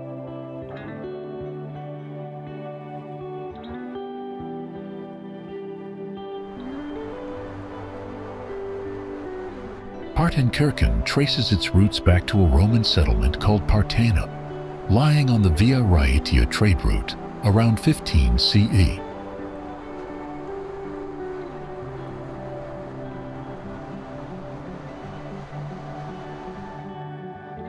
Garmisch was first documented several centuries later, around 800 CE, originally called Germanischau, reflecting early Germanic tribal settlements.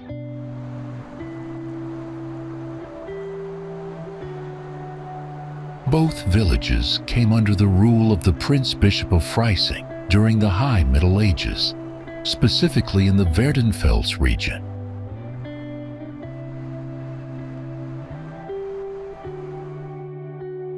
Economic prosperity grew in Partenkirchen during medieval times due to its role on the overland trade route, connecting Augsburg and Venice.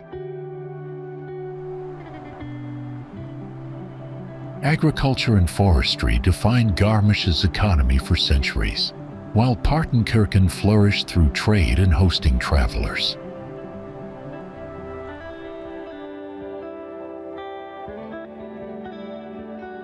Severe hardships hit both communities during periods such as the 30 Years' War and several devastating plague outbreaks.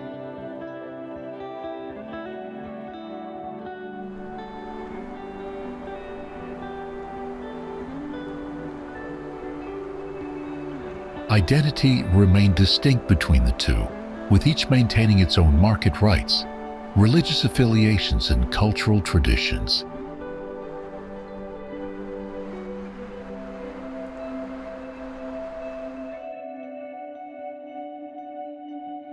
Forced administrative unification occurred in 1935, when local leadership mandated merger in preparation for hosting Winter Olympic Games in 1936.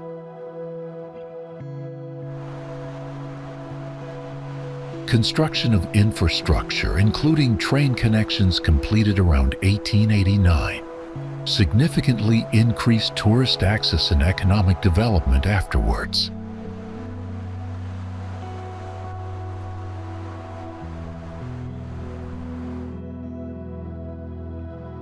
Following the Olympics in 1936, the town gained international attention as a premier winter sports resort and destination for alpine adventures.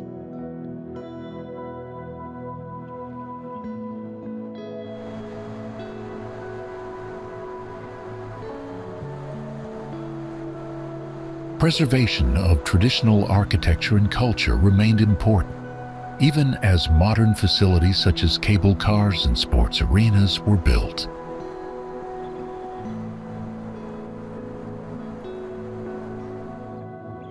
Following World War II, recovery involved rebuilding tourist infrastructures and hosting sports events to re-establish reputation in winter sports.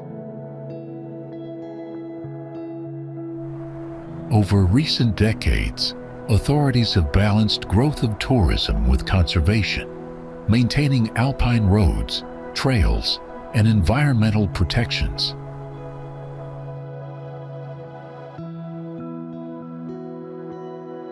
Artistic appeal grew over time as painters, photographers, and writers captured the valley's mountain scenery, drawing cultural travelers.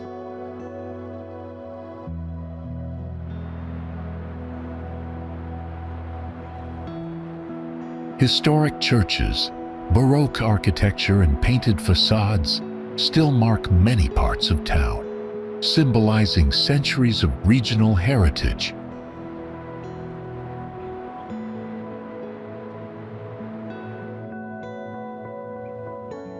The Old Town area was originally established during the medieval period as the city's first central district.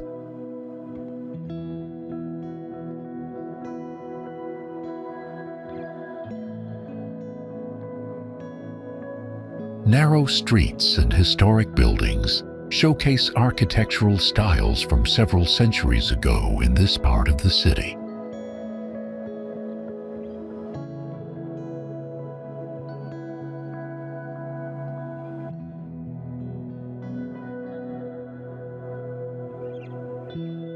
Economic prosperity during the Middle Ages was largely driven by merchants and craftsmen who lived and worked here.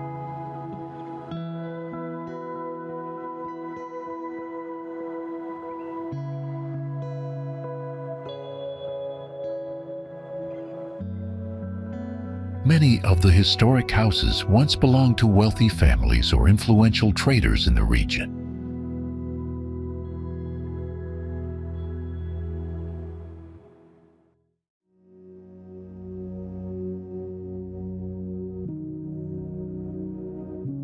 Central squares and marketplaces played a vital role in the social and commercial life of the community.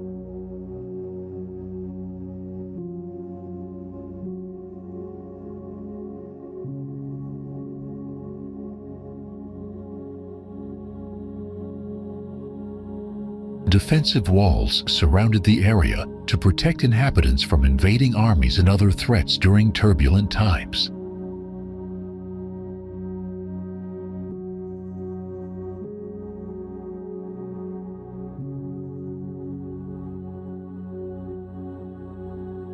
Despite wars and natural disasters over the centuries, the district has preserved much of its original charm and character.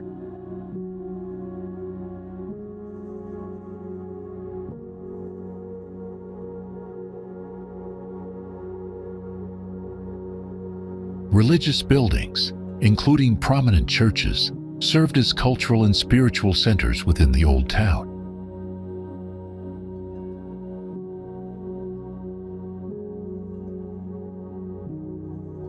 During the 19th century, industrialization and urban growth led to changes that threatened many historic neighborhoods.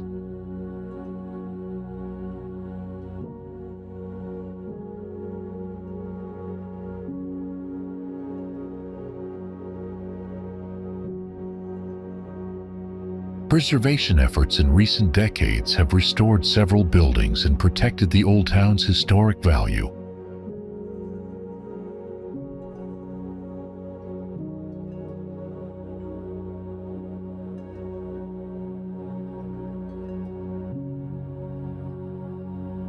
Today, this area attracts tourists eager to experience cobblestone streets and beautifully preserved architecture.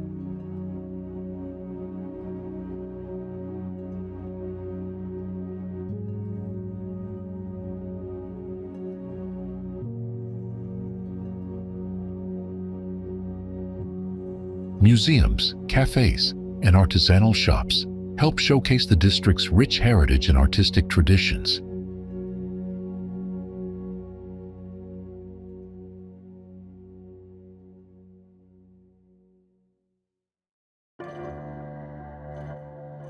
Hidden alleys throughout the old town reveal fascinating stories and local legends passed down through generations.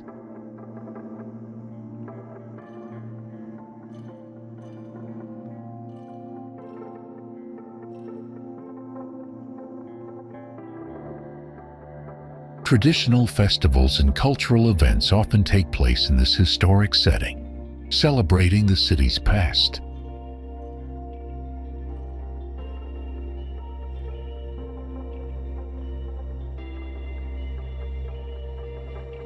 The blend of ancient history and modern life makes the old town a unique cultural symbol of the city.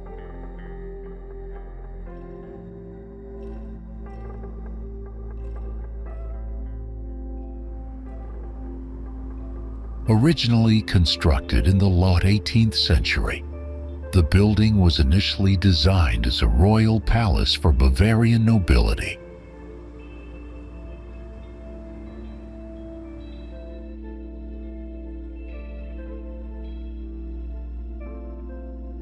Throughout its history, the structure underwent several renovations to accommodate changing governmental functions and modern needs.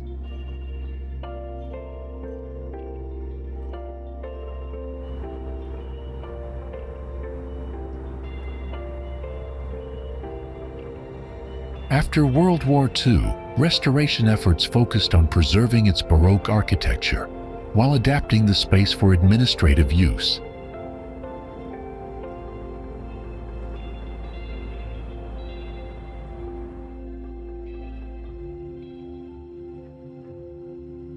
It serves as the official seat of the Bavarian government, symbolizing political authority and regional identity.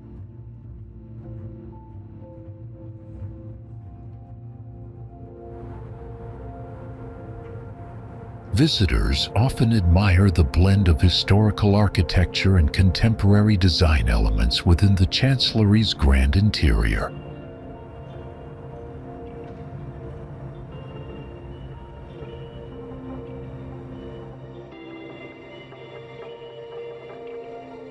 Construction began in the mid-19th century as part of King Maximilian II's vision to promote education and arts.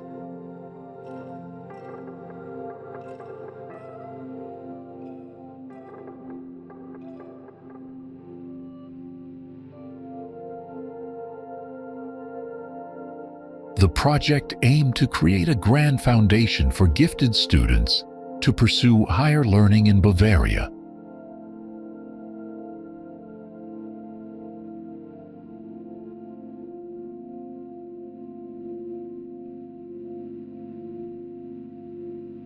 Architectural design was heavily influenced by Renaissance styles, showcasing intricate details and monumental facades throughout the structure.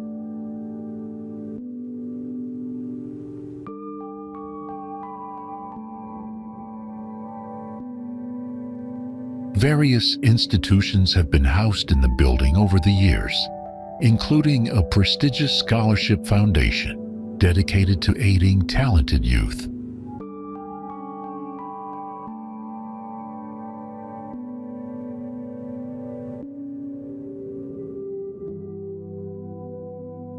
The Grand Hall within the building features impressive frescoes and artwork reflecting Bavarian history and cultural heritage.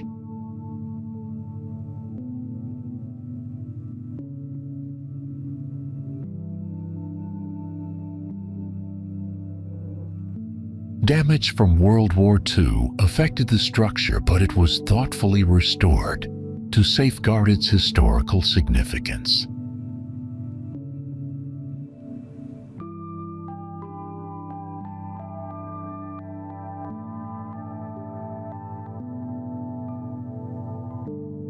The building's location along the Isar River provides a picturesque setting that complements its majestic architectural presence.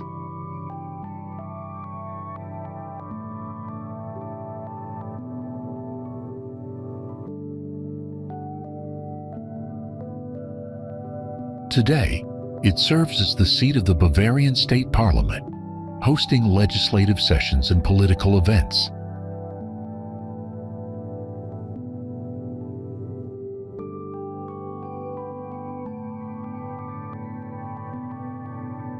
Visitors can admire both the exterior grandeur and the elegant interior spaces filled with historical artifacts.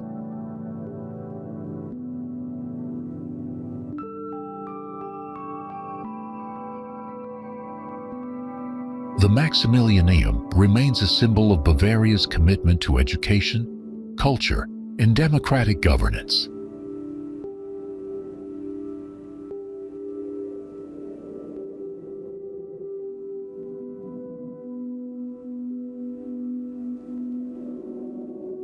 Various expansions and renovations have been undertaken to modernize facilities while respecting the original design elements.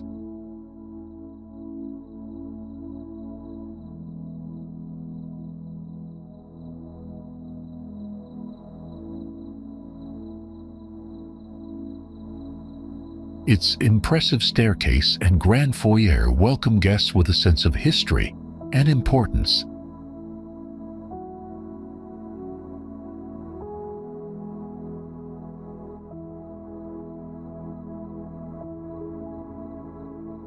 The building has become an iconic landmark in Munich, often featured in tours highlighting Bavarian architecture.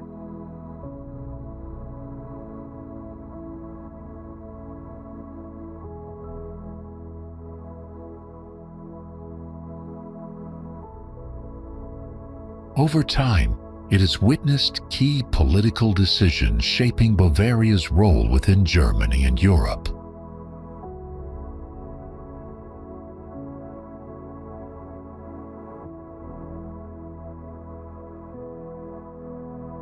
Efforts continue to maintain the structure's legacy as both an educational foundation and a center of government.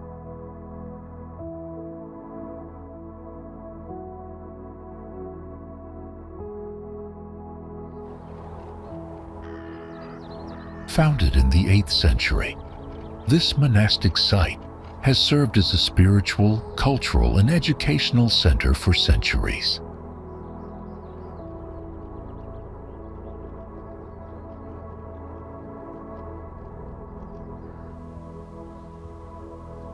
Known for its stunning Baroque architecture, the Abbey continues to attract visitors seeking both history and quiet reflection.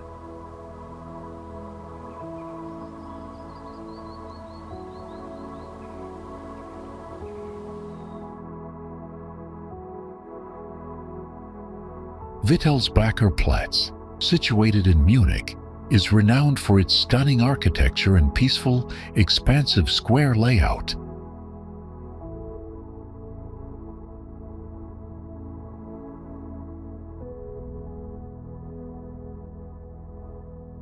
The square features impressive historical buildings that reflect the Bavarian heritage and classic architectural styles of the region.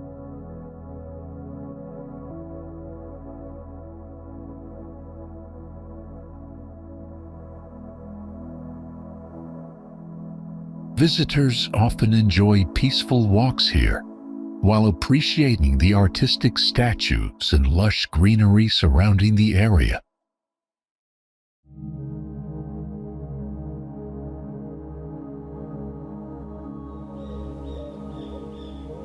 One of the longest castle complexes in Europe, Burghausen Castle stretches impressively over a narrow ridge.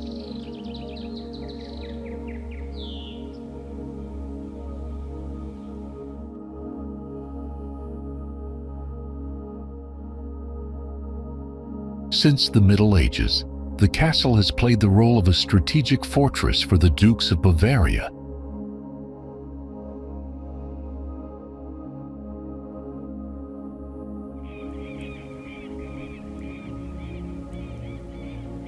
The castle offers visitors access to its courtyards, museums, and towers, along with sweeping views of the surrounding town.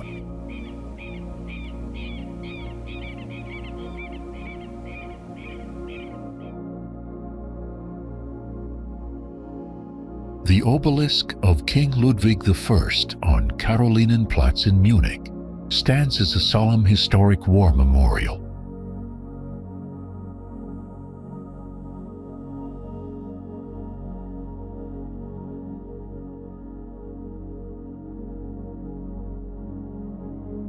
It was erected to honor the Bavarian soldiers who lost their lives during the Napoleonic Wars.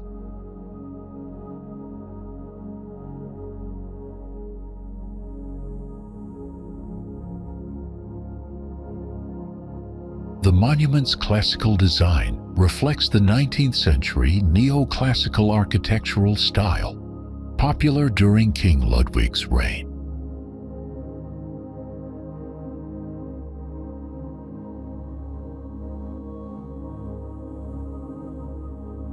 It remains a significant symbol of remembrance and Bavarian heritage in the heart of Munich.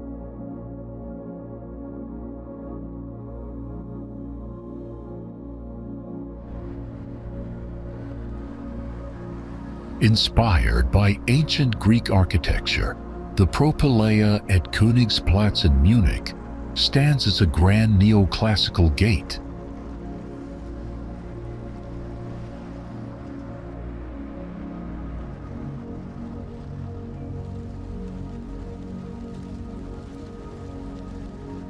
Serving as an emblematic entrance, it marks the city's cultural and historical district and reflects Munich's artistic legacy.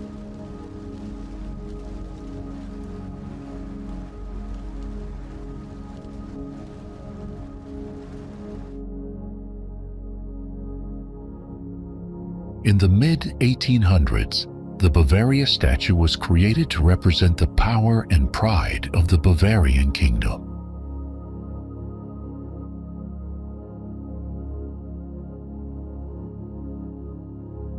It was designed by the sculptor Ludwig Schwanthaler, who envisioned a powerful female figure representing Bavaria as a guardian.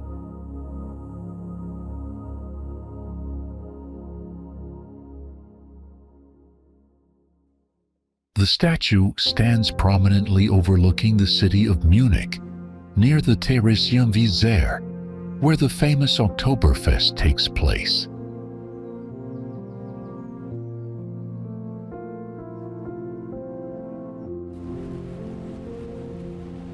Established in the early 19th century, this historic district in central Munich was designed with a clear urban plan.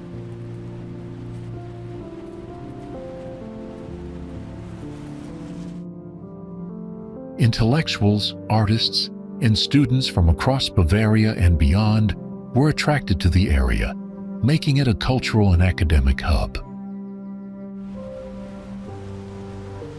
Neoclassical architecture dominates the district, featuring wide streets and grand buildings, intended to impress both visitors and residents.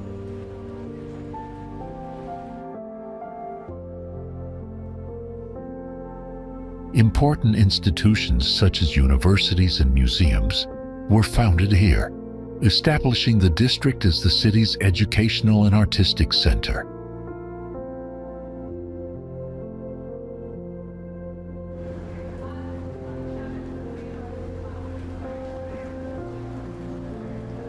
Rapid development during the 19th century was fueled by Munich's growing reputation as a cultural capital of Germany.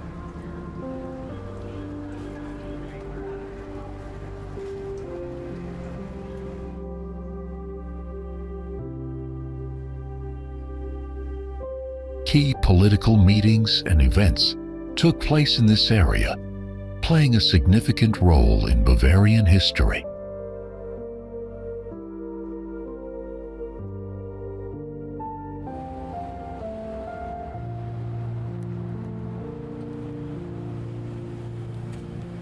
Extensive restoration efforts after World War II helped to rebuild the parts of the district that were heavily damaged.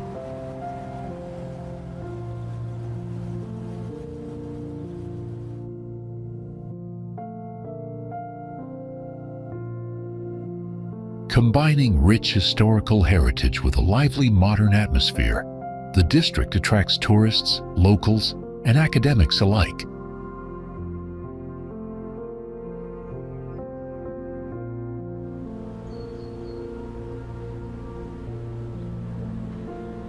Thousands of students from around the world attend Ludwig Maximilian University, which is located in this district.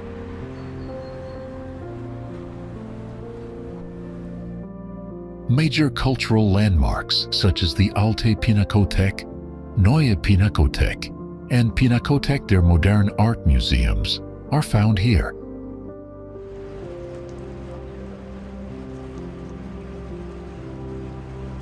A vibrant intellectual and artistic environment is supported by numerous cafes, bookstores, and galleries throughout the area.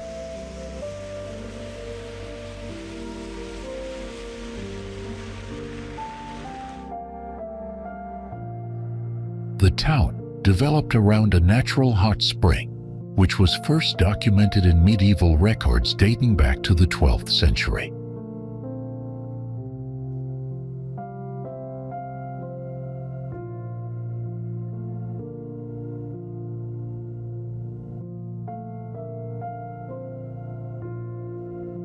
Over time, it became renowned for its therapeutic waters, attracting visitors seeking healing and relaxation.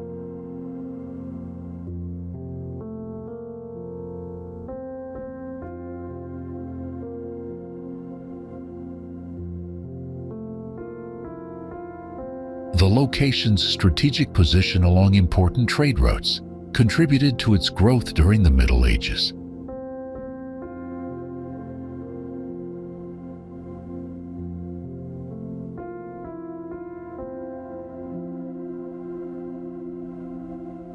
Influences from both Bavarian and Austrian cultures shaped the town's architecture and traditions throughout centuries.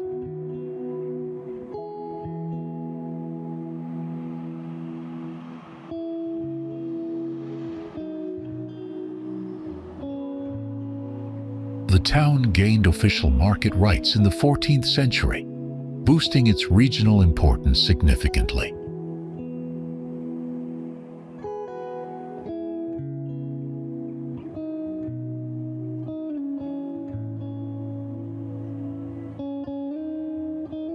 In the 19th century, the spa facilities were expanded to accommodate increasing numbers of tourists from across Europe.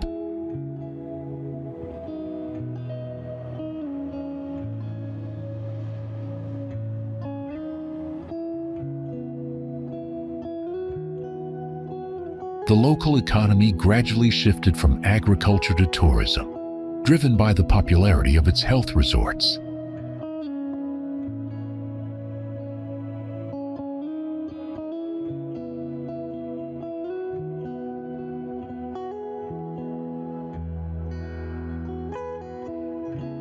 Many historic buildings still stand today, reflecting the town's prosperous past and cultural heritage.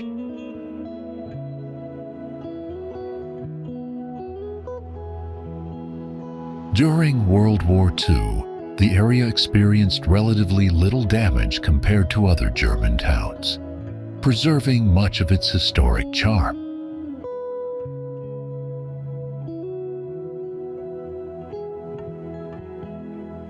Post-war reconstruction efforts focused on modernizing infrastructure while maintaining traditional Bavarian aesthetics.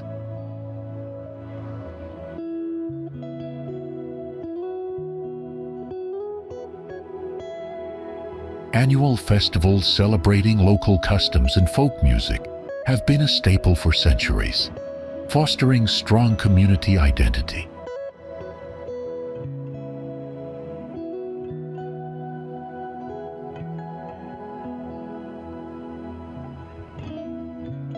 The town's proximity to the Alps has made it a gateway for mountain tourism and outdoor sports.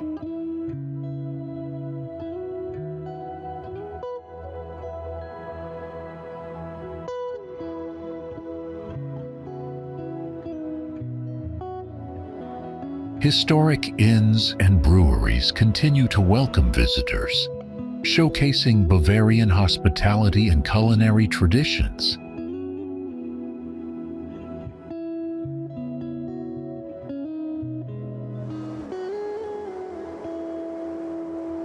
The construction of this grand palace began in 1664 as a summer residence for the Bavarian elector and his wife.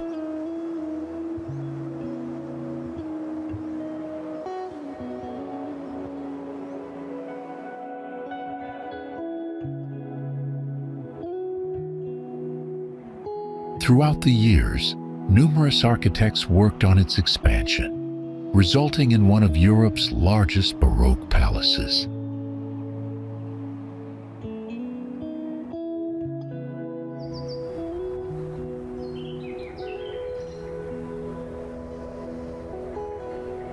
The palace gardens were originally designed in the formal French style, reflecting the influence of European royal courts.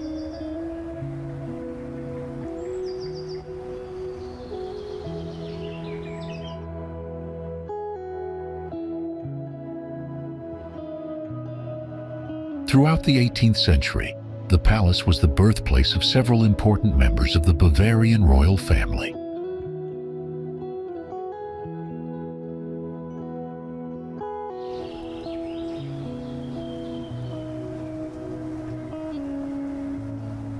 Joseph Effner, a prominent architect, introduced Italian and French architectural elements to enhance the building's design.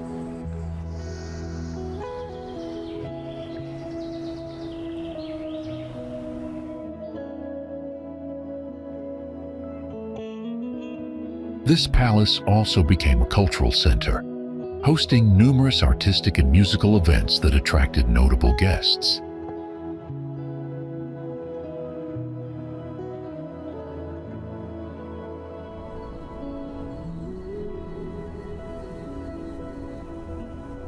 The richly decorated chapel inside reflects the religious devotion held by the royal residents for many generations.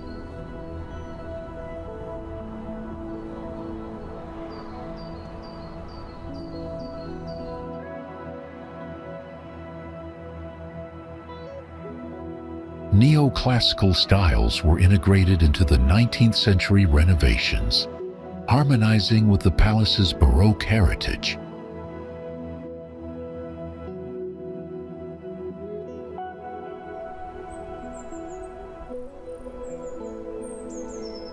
Even after the monarchy's end in the early 20th century, the palace remained a symbol of Bavarian heritage and pride.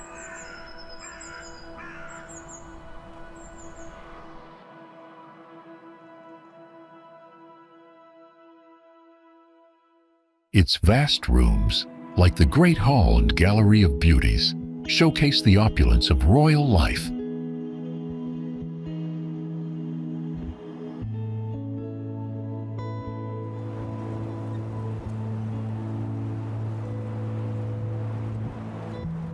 The Amalienburg Hunting Lodge, located within the extensive park, is an architectural gem admired by visitors worldwide.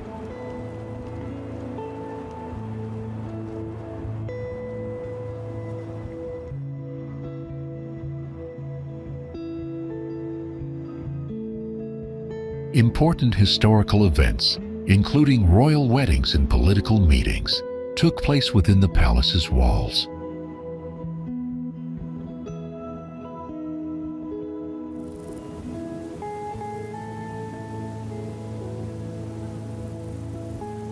It serves as a museum displaying priceless art collections, including Baroque paintings and royal portraits.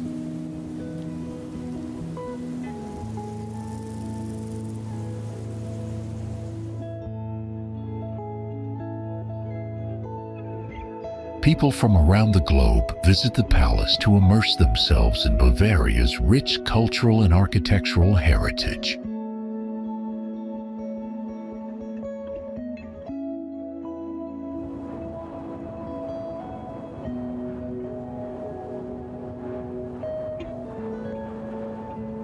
Preservation efforts continue to maintain the palace's grandeur and historical significance for future generations.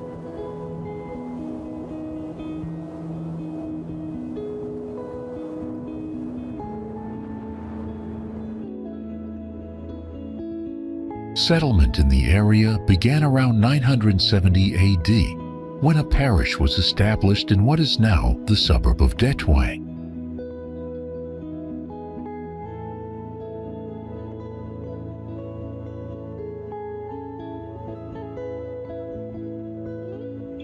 The first castle overlooking the scenic Tauber Valley was constructed in 1070 for the Counts of Rothenburg.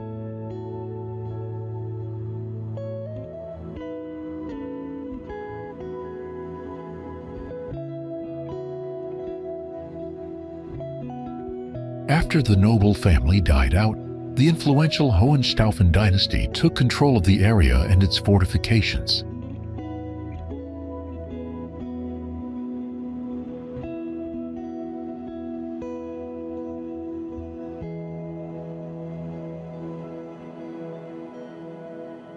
Around 1170, a new castle was built nearby, and a small town began to grow around its walls.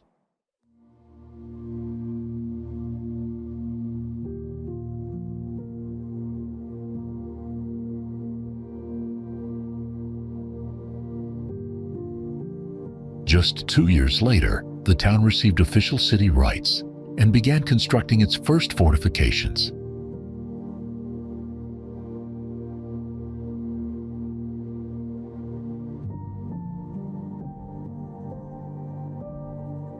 Key structures like Markusturm, Weisseturm, and Röderbogen still stand as remnants of these early defensive walls.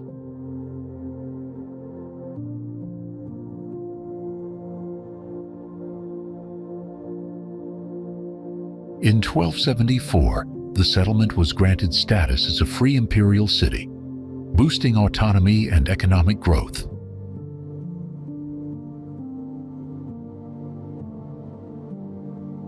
The magnificent Gothic town hall began construction in 1250 and was later expanded with a Renaissance-style western wing.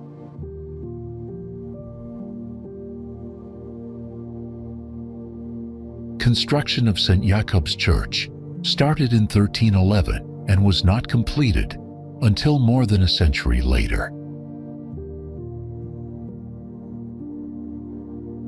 The town flourished around 1400 under the leadership of Mayor Heinrich Töppler during its cultural and political heyday.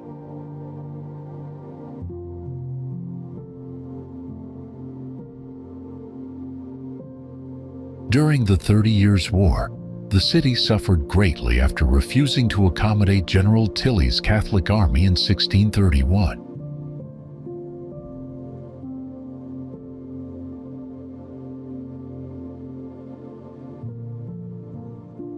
Following a siege and partial destruction, the town endured looting and disease, entering a period of long decline.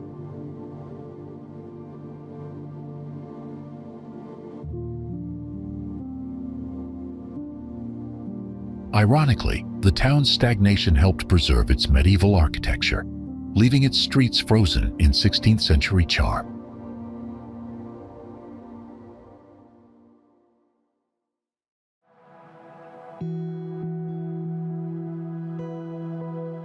Tourism began in the 19th century, when painters and travelers romanticized the untouched beauty of the walled town.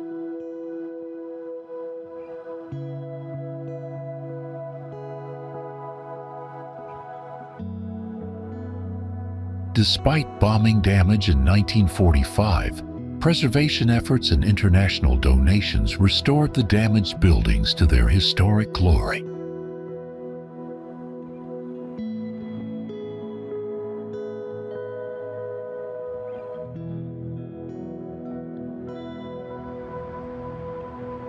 The iconic town hall on Marienplatz was constructed between 1867 and 1909 to accommodate Munich's rapidly growing administration.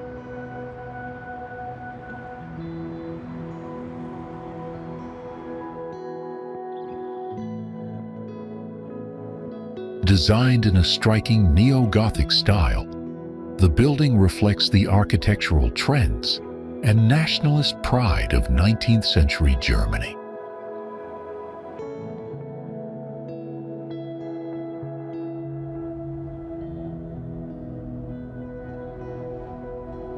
Its facade is richly decorated with statues of Bavarian kings, saints, and allegorical figures representing local virtues and trades.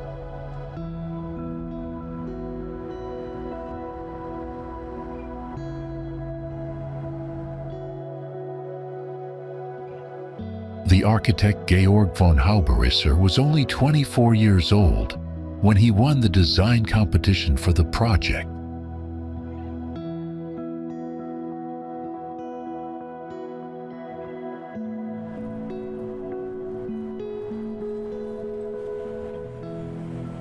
As Munich's importance and population grew, the originally smaller town hall was gradually enlarged.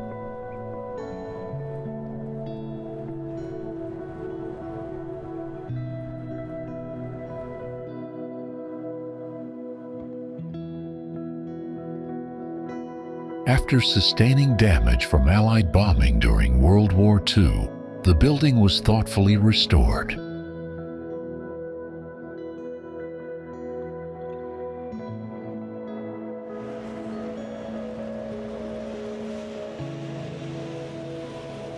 The famous Glockenspiel, added in 1908, continues to attract tourists with its animated historical scenes twice daily.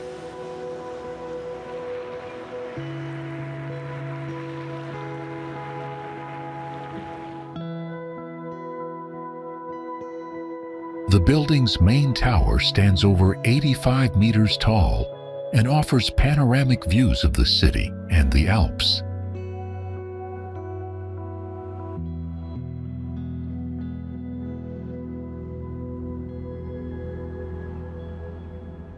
It still functions as the seat of the mayor and municipal government, blending tradition with modern governance. As a symbol of Munich's civic pride, the town hall remains one of the city's most recognized and visited landmarks.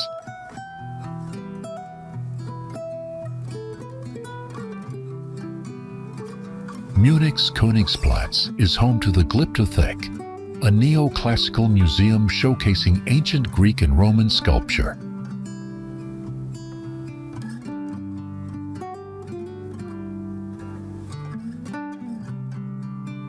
Commissioned by King Ludwig I and completed in 1830, the museum was designed by architect Leo von Klenze.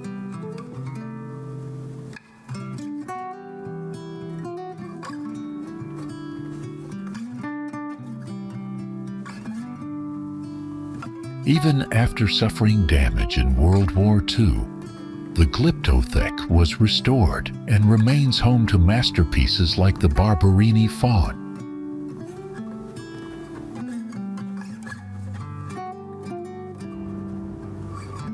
Built between 1892 and 1908, the Church of St. Maximilian was designed by German architect Heinrich von Schmidt.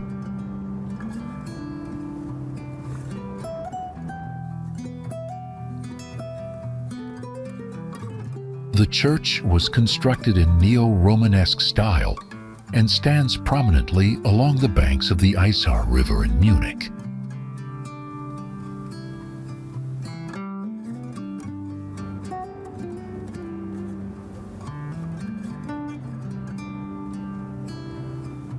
It was commissioned to serve the growing population in the Glockenbachviertel district during Munich's rapid urban expansion.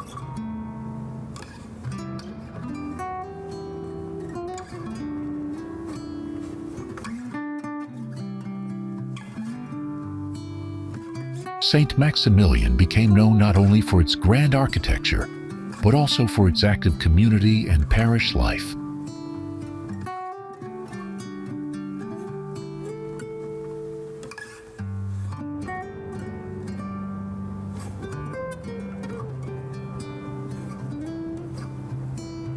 After suffering damage from World War II air raids, the church was thoroughly restored to its former form.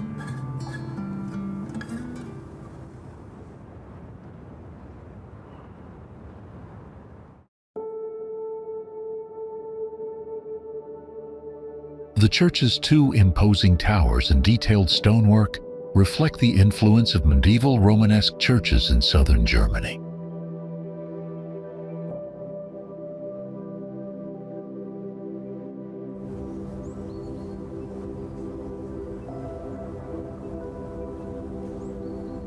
It remains a functioning Catholic parish and a beloved historical landmark in the heart of Munich.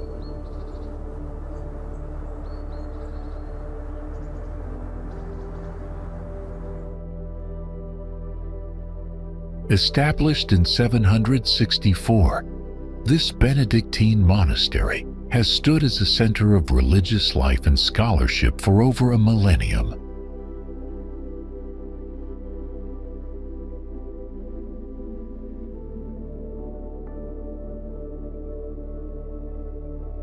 Following times of decline, the abbey underwent a Baroque revival in the 18th century, which shaped its magnificent present-day architecture.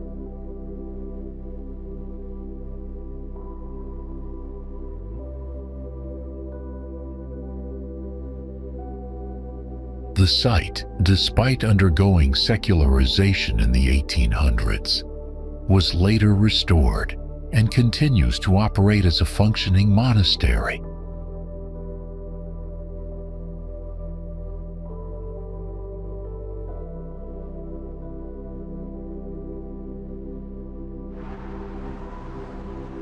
Construction of the iconic cathedral began in 1468 under the direction of Jörg von Halsbach, a renowned German architect.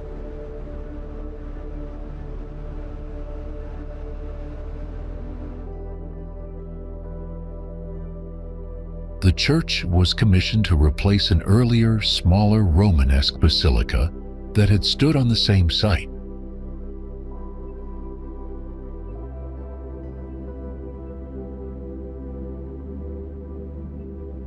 Built in the late Gothic style, the structure was completed in just 20 years, an impressive feat for the time.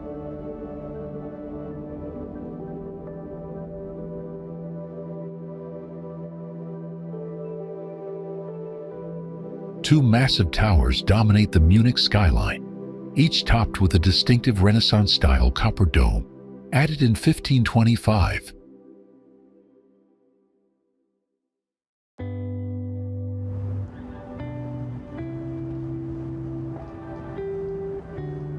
Despite its size, the church's interior is remarkably simple, emphasizing verticality and light rather than ornate decoration.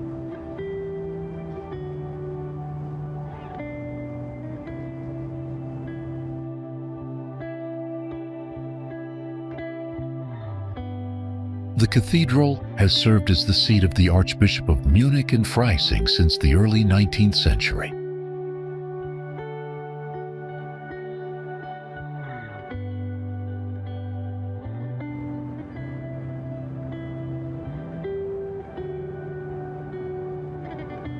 During World War II, Allied bombing severely damaged the church, destroying much of its roof and interior.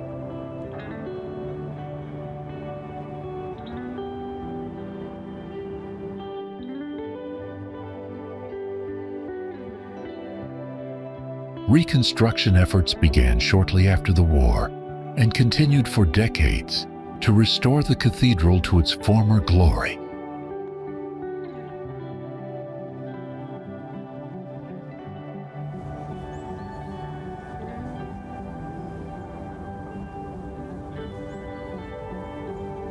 One of the church's most famous legends involves the so-called Devil's Footprint near the entrance.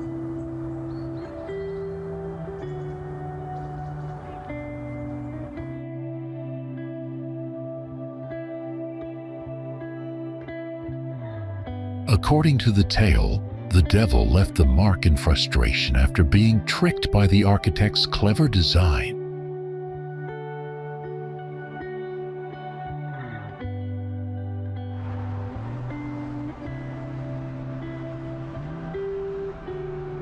The building's design features no windows visible from the entrance, creating an illusion that impressed the devil.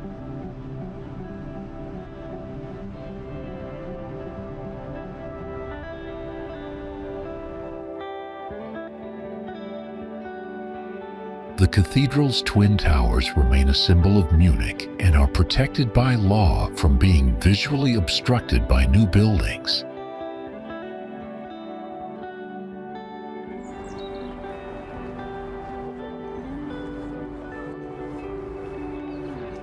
Throughout its history, the church has hosted royal ceremonies, state funerals, and major religious celebrations.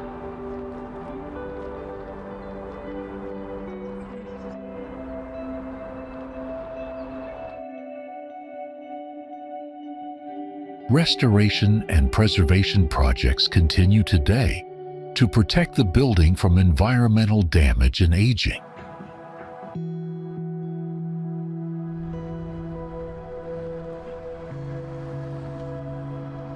As a spiritual and architectural landmark, the church embodies Munich's resilience, tradition, and cultural identity.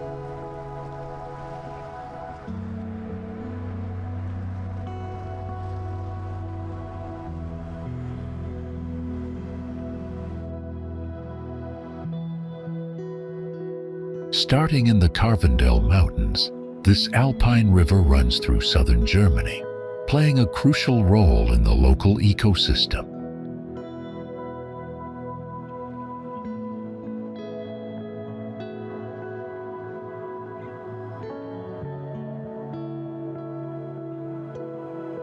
Its clear, fast-moving waters support a rich variety of wildlife, including rare fish species and riverside plants.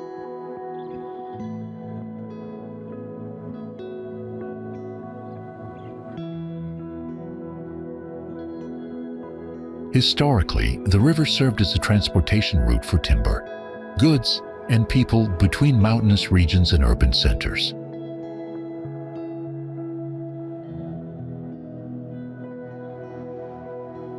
As it winds through major cities, it provides both natural beauty and recreational space for locals and tourists alike.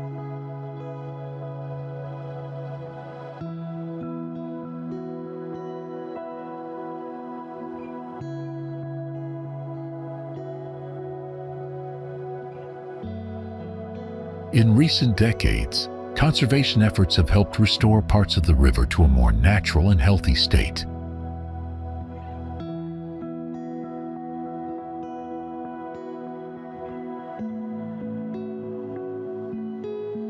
Cyclists and hikers often follow its scenic banks, enjoying the blend of nature, history, and modern infrastructure.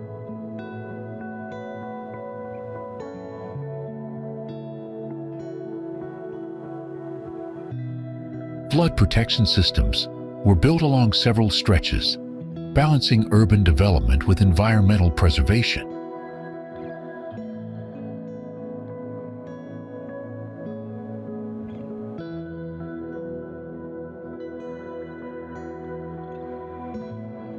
Throughout the year, residents gather along the shores to swim, picnic, or simply enjoy the peaceful surroundings.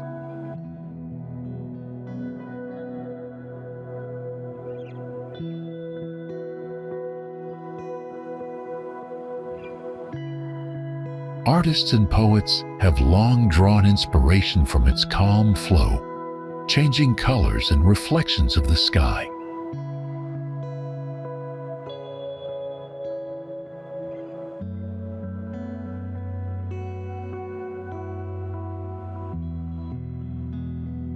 More than just a body of water, the river represents a living connection between culture, nature, and community.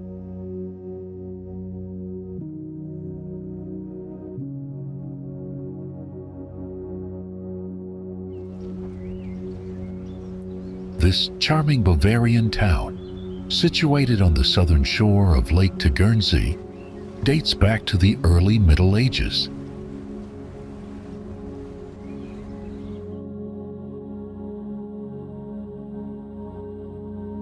Historical documents first mentioned the area in the 11th century, linked to nearby Tegernsee Abbey's influence and landholdings.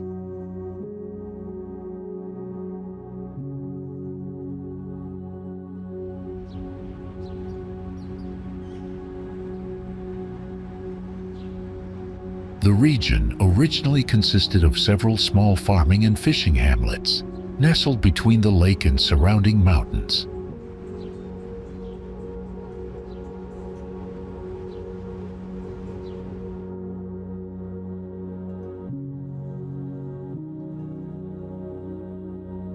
Monks from the Tegernsee monastery played a major role in shaping the cultural and economic life of the community.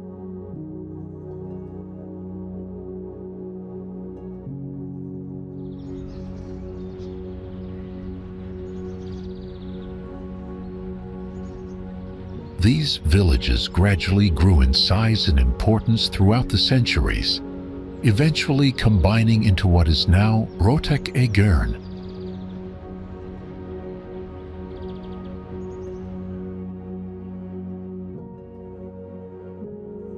The area developed slowly but steadily, with agriculture, forestry, and trade serving as the main sources of livelihood.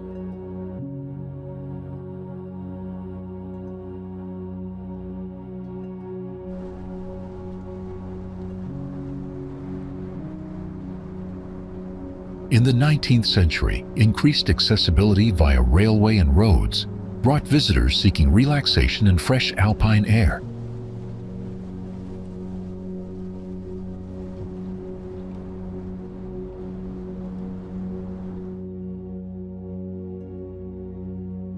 Artists, writers, and aristocrats from Munich and beyond began vacationing here, drawn by the area's tranquility and beauty.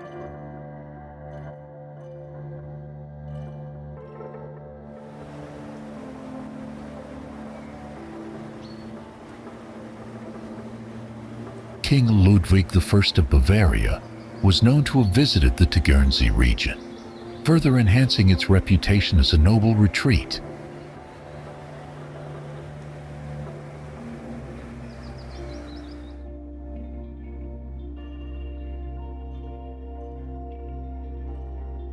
Tourism gradually became the town's economic cornerstone, leading to the construction of hotels, spas, and guest houses.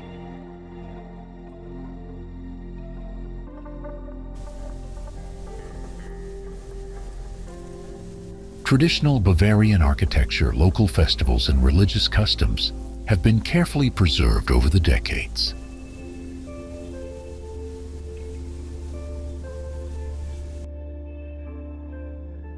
In 1951, the separate towns of Rottach and Egern were officially unified into one administrative municipality.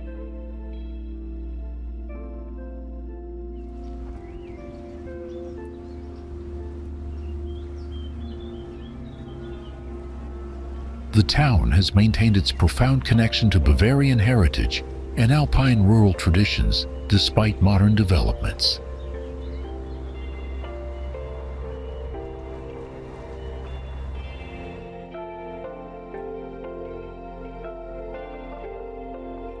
Several historic churches and chapels still stand today, testifying to the area's long-standing religious devotion.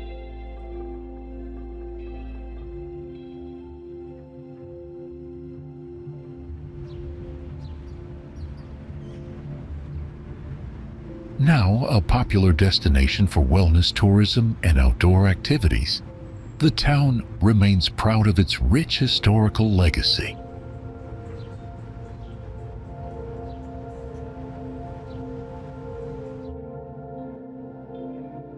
The city, found in the Franconia region, has held a key position in German history for hundreds of years.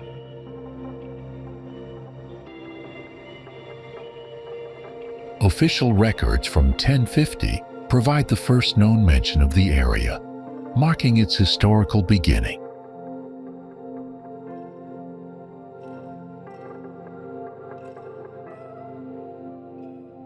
In the Middle Ages, the city was a major center for trading, skilled crafts, and imperial politics within the Holy Roman Empire.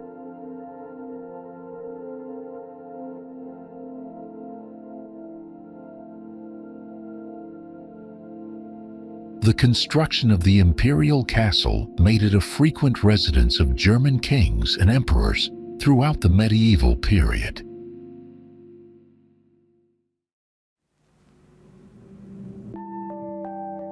Thanks to its location on major trade routes, the city flourished economically and culturally during the 13th to 15th centuries.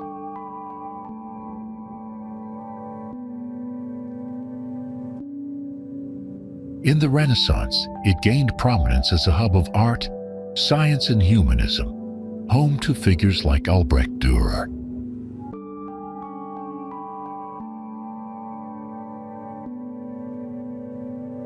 A semi-independent free imperial city for much of its history, it was governed by a council of wealthy patricians.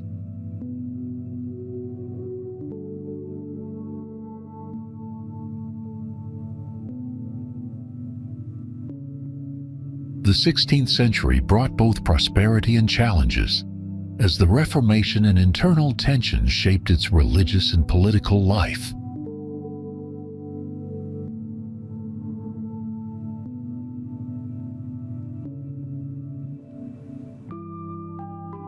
During the 30 Years' War, the city suffered economic hardship, but managed to retain much of its autonomy.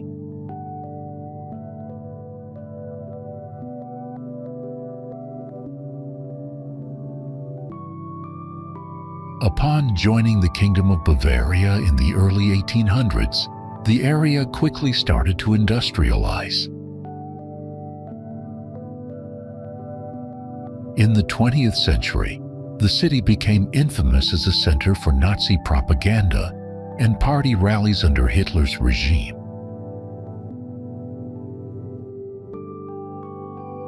The devastating Allied bombing during World War II destroyed large parts of the historic Old Town, including medieval landmarks. Following the war, it gained global attention as the site of the Nuremberg trials, where major Nazi war criminals were prosecuted. Extensive efforts were made to reconstruct the city, and many historic buildings were faithfully rebuilt after the war.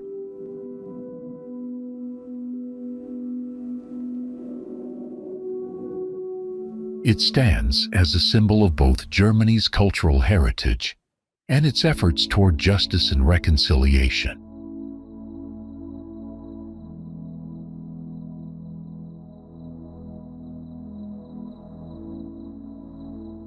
Nestled at the edge of the Alps, this town has rich history dating back to Roman times.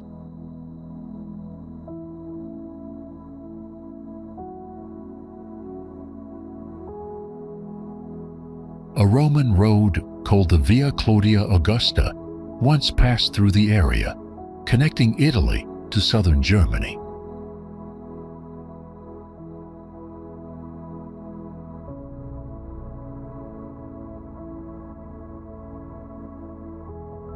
In the early Middle Ages, a Benedictine monastery known as St. Mang's Abbey was established and became a spiritual center.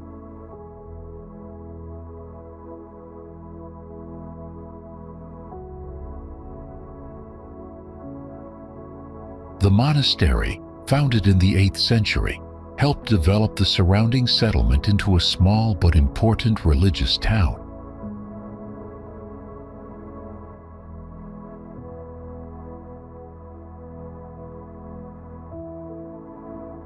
Throughout the medieval period, the town's importance grew as it functioned as a stopover on trade routes from Italy to Bavaria.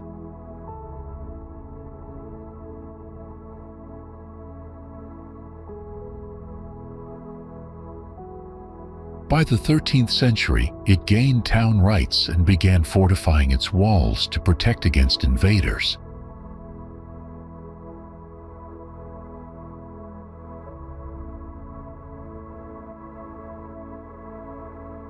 In the 15th century, the construction of the high castle added both military and administrative significance.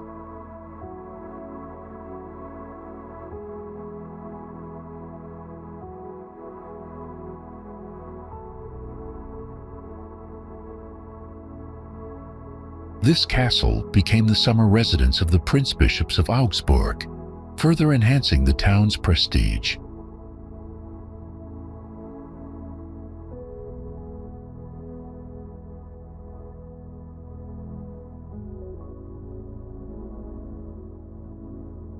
Famed for its lute-making, the town became a center of music craftsmanship during the Renaissance period.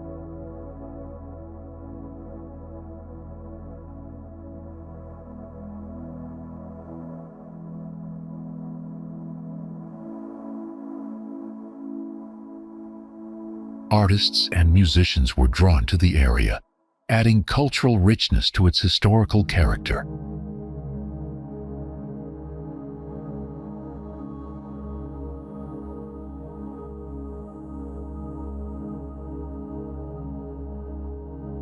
Like many European towns, it suffered during the 30 Years' War, facing economic hardship and population decline.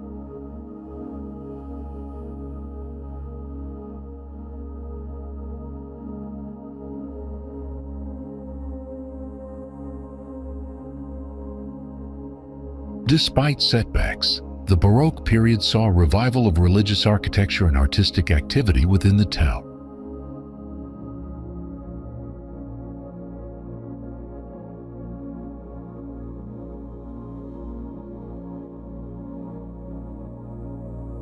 In the 19th century, King Ludwig II's nearby construction of Neuschwanstein Castle brought new attention to the region.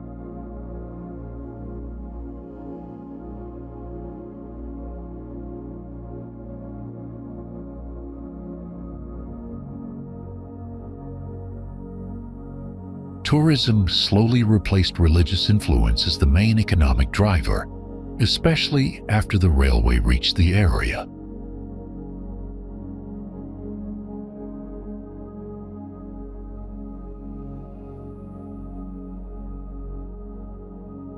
Its medieval buildings, mountain backdrop, and historical landmarks continue to attract visitors from around the world.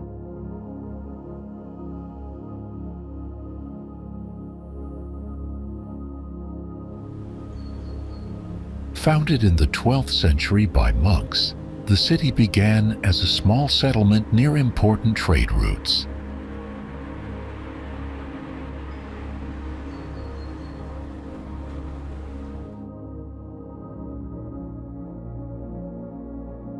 Its name originally referred to the monks who established a bridge over the Isar River for merchants and travelers.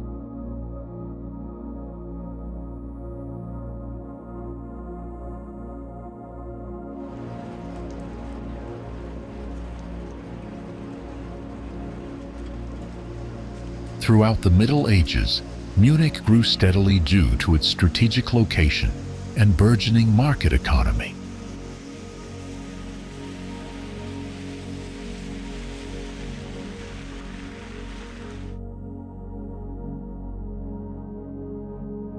By the 14th century, it became the official seat of the Bavarian dukes, gaining political and cultural importance.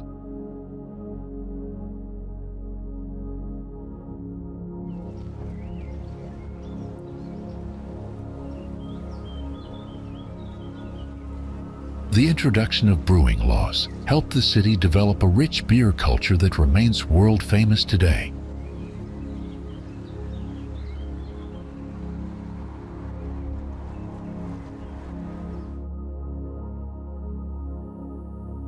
During the Renaissance, art and architecture flourished, and several iconic buildings were constructed in the city center.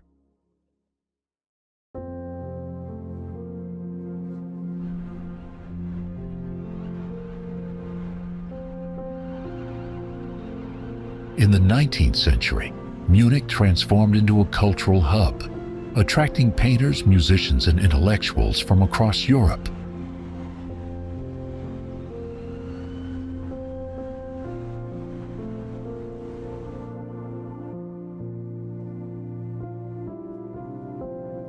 The city's universities and theaters played crucial roles in shaping Germany's intellectual and artistic landscape.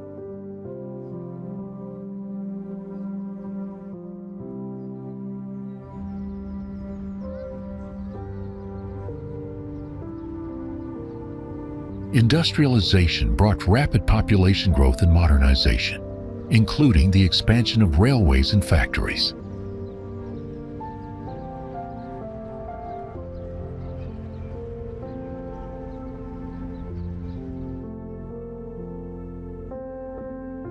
Sadly, the city faced destruction during World War II, with many historic buildings damaged or destroyed by bombing.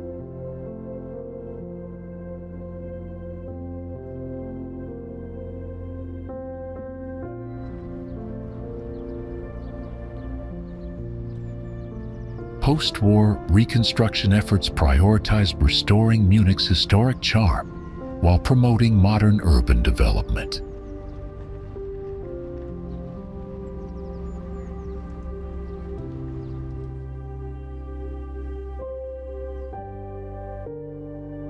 The 1972 Summer Olympics held here marked a significant moment in the city's international recognition and infrastructure growth.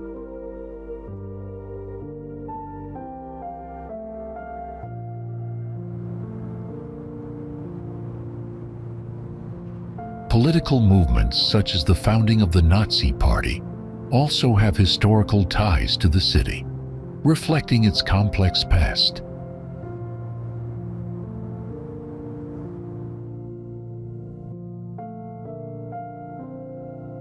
Today, Munich balances its rich heritage with innovation, serving as a major center for technology, finance, and culture.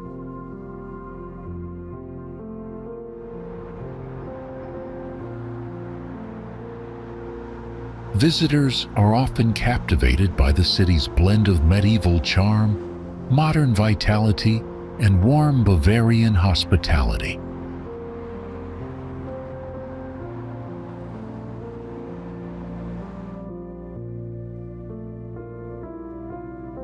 The BMW headquarters was completed in 1973 and is located in Munich, Germany's automotive capital.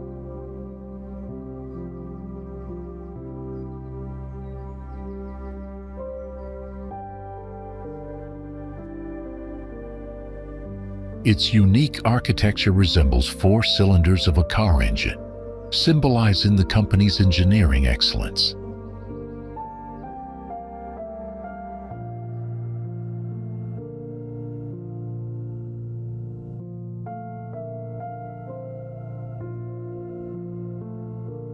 Designed by architect Karl Schwanzer, the building became an iconic landmark in Munich's skyline.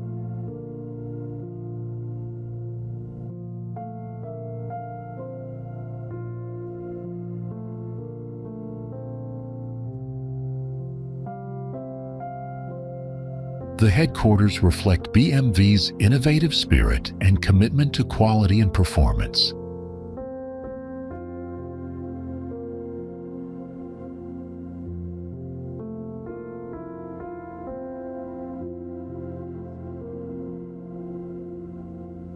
Originally, the design aimed to emphasize the company's core business in automobile manufacturing.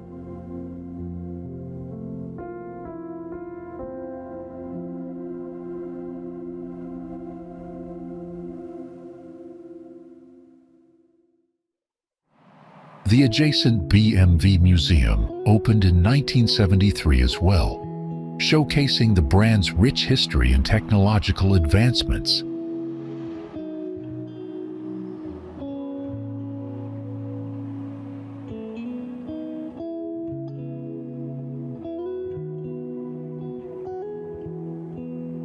Over the years, the headquarters has housed the company's management and key departments.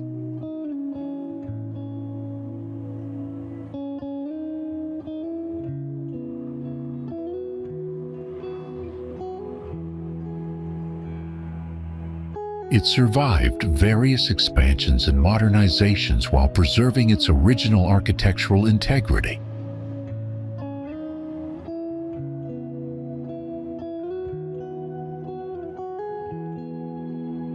BMW's global influence grew alongside the building's prominence.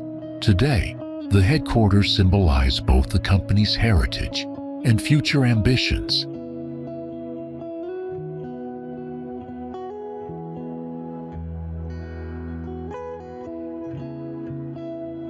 Many visitors admire the building for its forward-thinking design and link to the world of automobiles.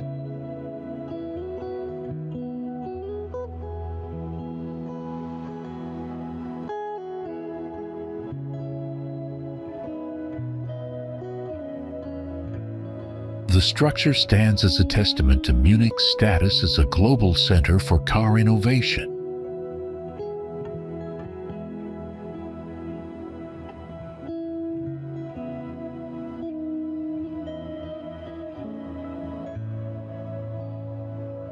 The BMW headquarters continues to inspire engineers and car enthusiasts worldwide.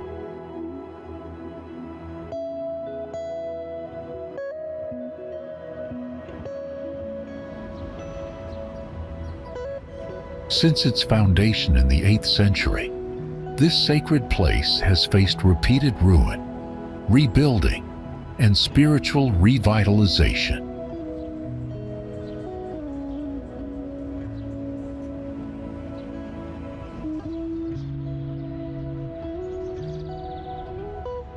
In modern times, the Abbey functions as both a place of worship and a center for learning and cultural exchange.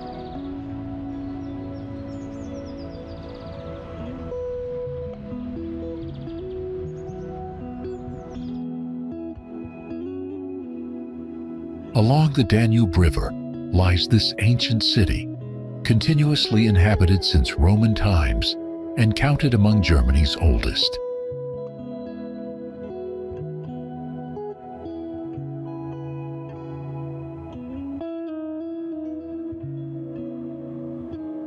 It was originally founded as a Roman military camp called Castra Regina in the year 179 AD.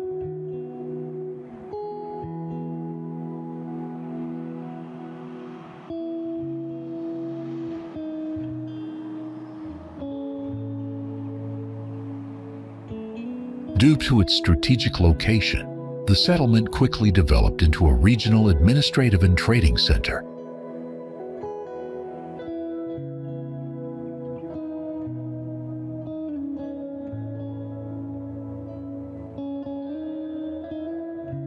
In Bavaria, the city gained importance during the early Middle Ages as a political, religious, and cultural focal point.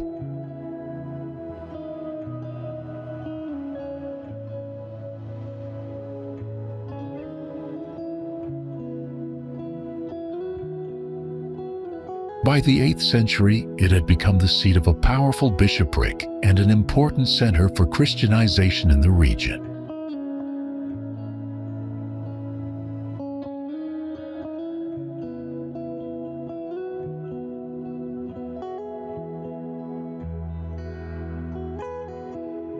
In the High Middle Ages, the city flourished as a free imperial city within the Holy Roman Empire.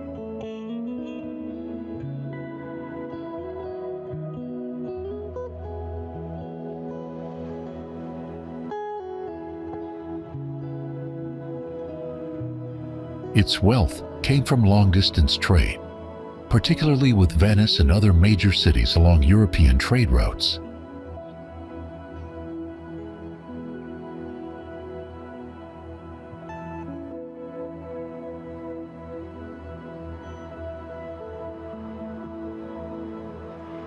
The well-preserved old town, with its medieval stone bridge and Gothic cathedral, reflects the city's historical importance.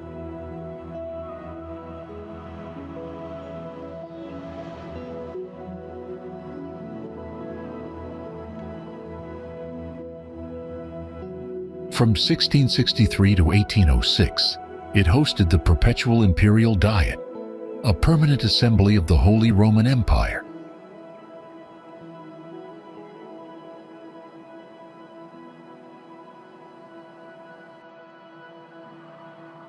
This role brought political prestige and influence, reinforcing its status as a center of diplomacy and imperial affairs.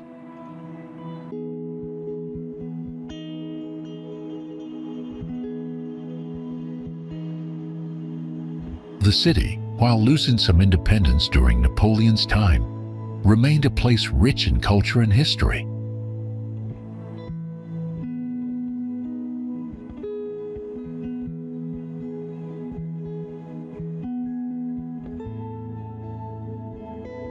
Unlike many German cities, it survived World War II with relatively little damage, preserving much of its architectural heritage.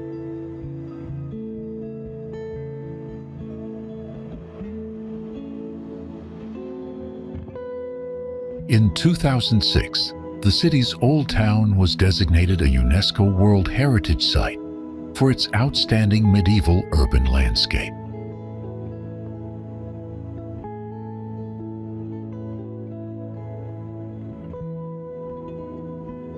Each step along the cobblestone lanes reveals stories from distant eras, still alive in the fabric of the city.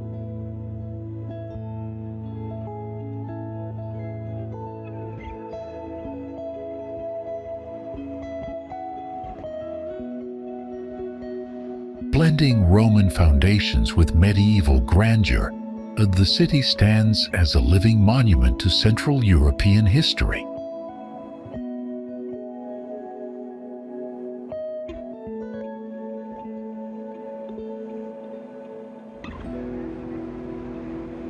Founded in the early Middle Ages, this city has long been a religious, cultural, and political center in Franconia.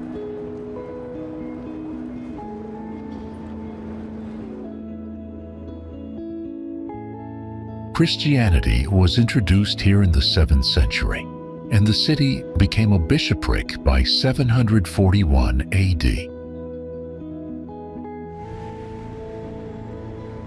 Its importance grew steadily, especially after the construction of a cathedral and other significant religious institutions.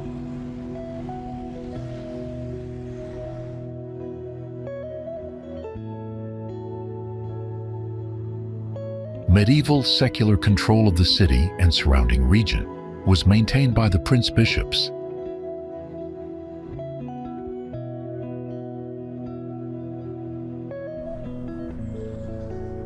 In the 18th century, the powerful Schönborn bishops commissioned the Würzburg residence, a Baroque masterpiece and UNESCO World Heritage Site.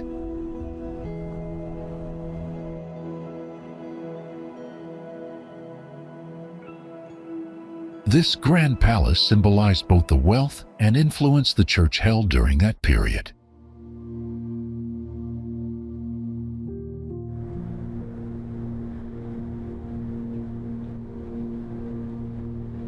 The city also became known for its universities, libraries, and contributions to science and philosophy.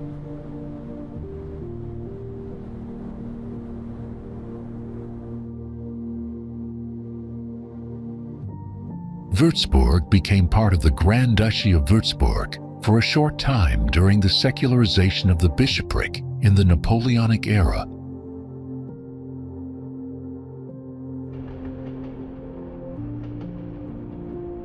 In the 19th century, it was integrated into the Kingdom of Bavaria, beginning a new phase of modernization.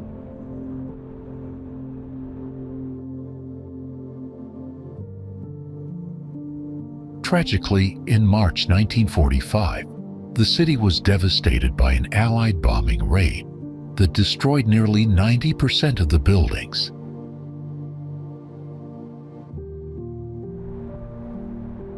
Post-war reconstruction was extensive, and many historic landmarks were carefully restored, including the residence and several churches.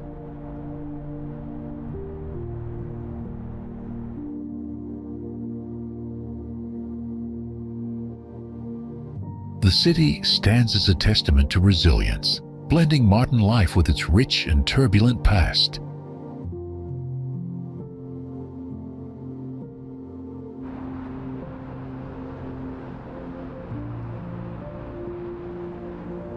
Its historic center remains vibrant, attracting visitors interested in both architectural beauty and historical depth.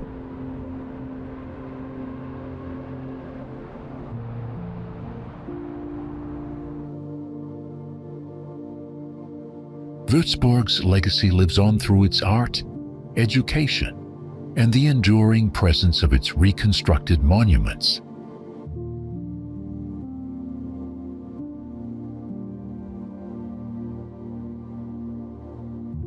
Enclosed by well-preserved fortifications and ancient towers, the town provides a unique window into Germany's medieval heritage.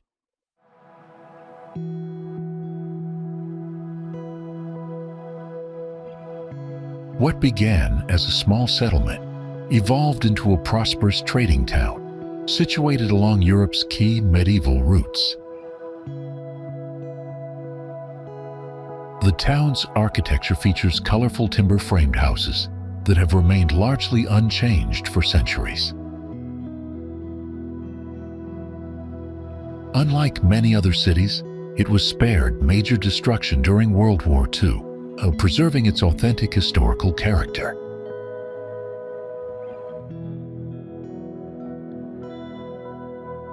Modern-day travelers can immerse themselves in the charm of historic streets, majestic Gothic churches, and energetic local festivals.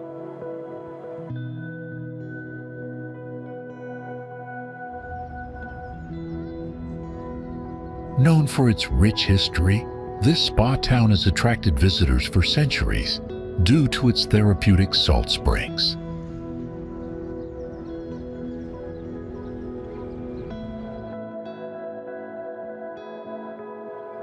The town's development was closely linked to salt production, which played a crucial economic role since medieval times.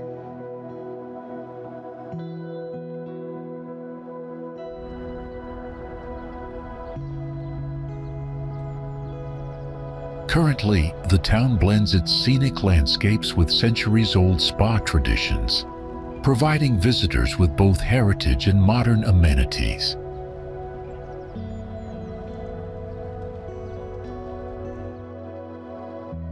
Having been founded in the past, Gut Kaltenbrunn remains a key symbol of Bavarian agricultural and cultural identity.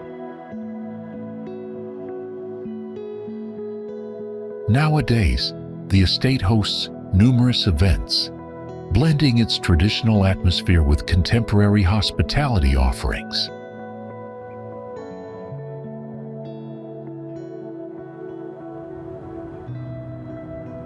This historic site is known for its scenic landscapes, combining natural beauty with remnants of ancient architecture.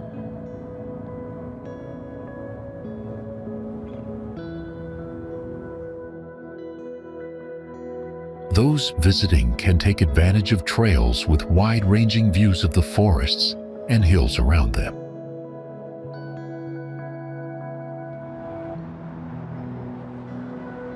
The region has a rich cultural heritage, with traditions and festivals celebrated by the local communities year-round.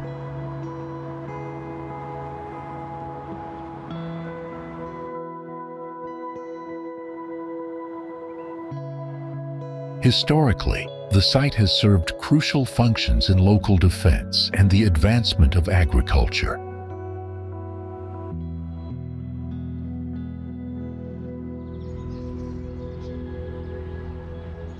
It now attracts travelers who want a mix of outdoor thrills and peaceful moments in nature.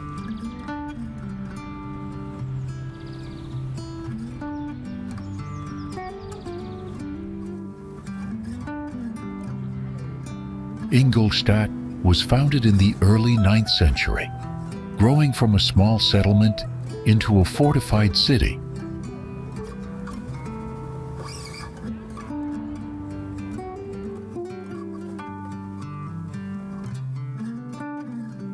Its strategic location along the Danube River made it a vital military and trading hub in medieval times.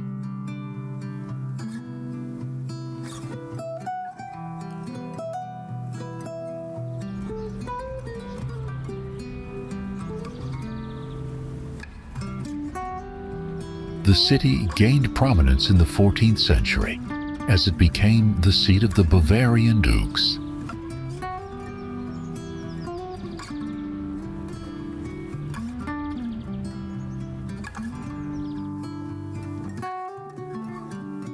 Ingolstadt's fortifications were expanded during the late Middle Ages to defend against frequent invasions.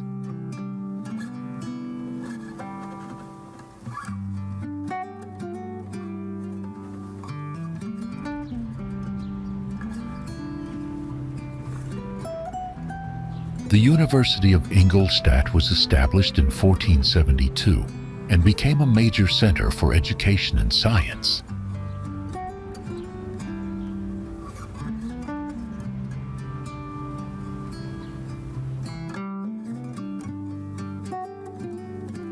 During the Reformation, the city remained a stronghold of Catholicism in a region facing religious upheaval.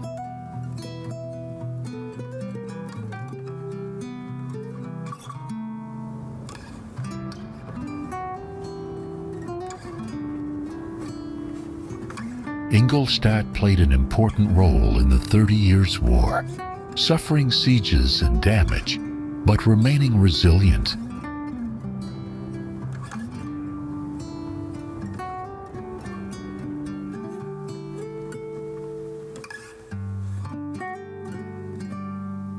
In the 18th century, the city became a key center for artillery production and military innovation.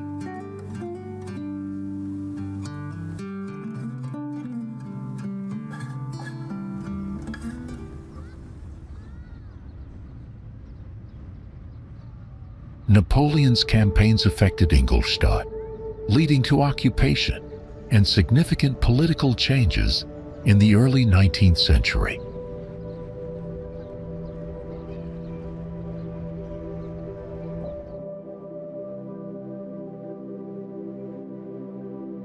The Industrial Revolution transformed the city, with factories and new infrastructure reshaping its economy and landscape.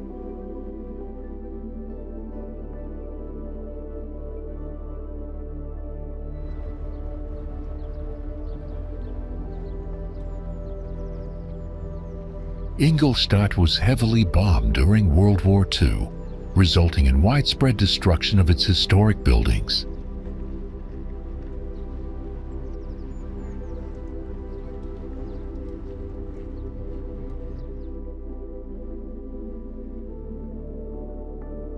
Post-war reconstruction efforts carefully restored many landmarks while modernizing the urban environment.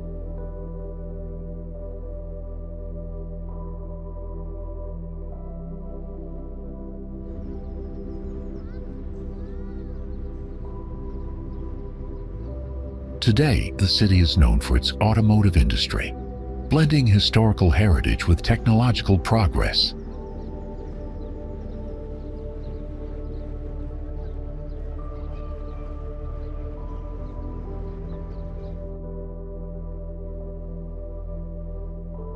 Cultural festivals and museums celebrate Ingolstadt's rich past and its role in Bavarian history.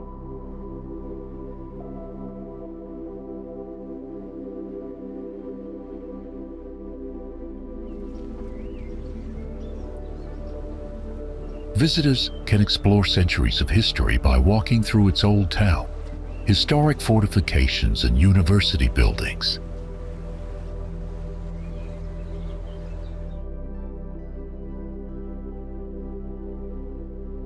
Bavaria offers travelers a perfect blend of rich history, breathtaking landscapes, and vibrant cultural experiences.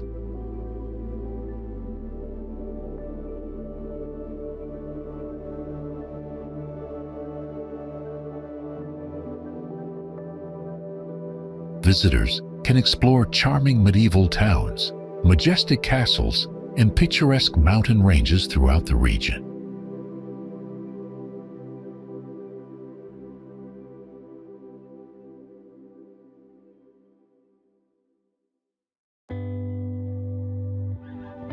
The local cuisine, famous for hearty dishes and world-class beers, enhances every traveler's unforgettable journey.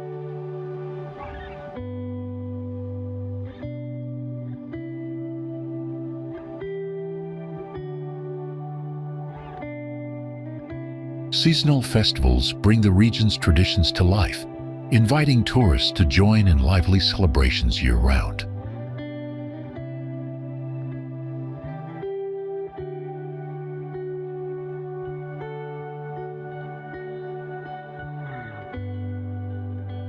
Outdoor enthusiasts will find endless opportunities for hiking, skiing, and enjoying the stunning natural beauty.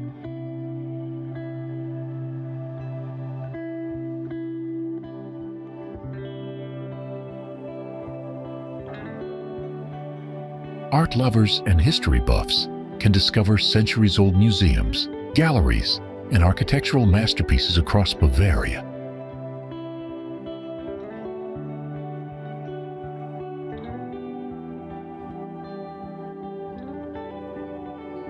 Hospitality here is warm and welcoming, with cozy accommodations offering comfort after adventurous days.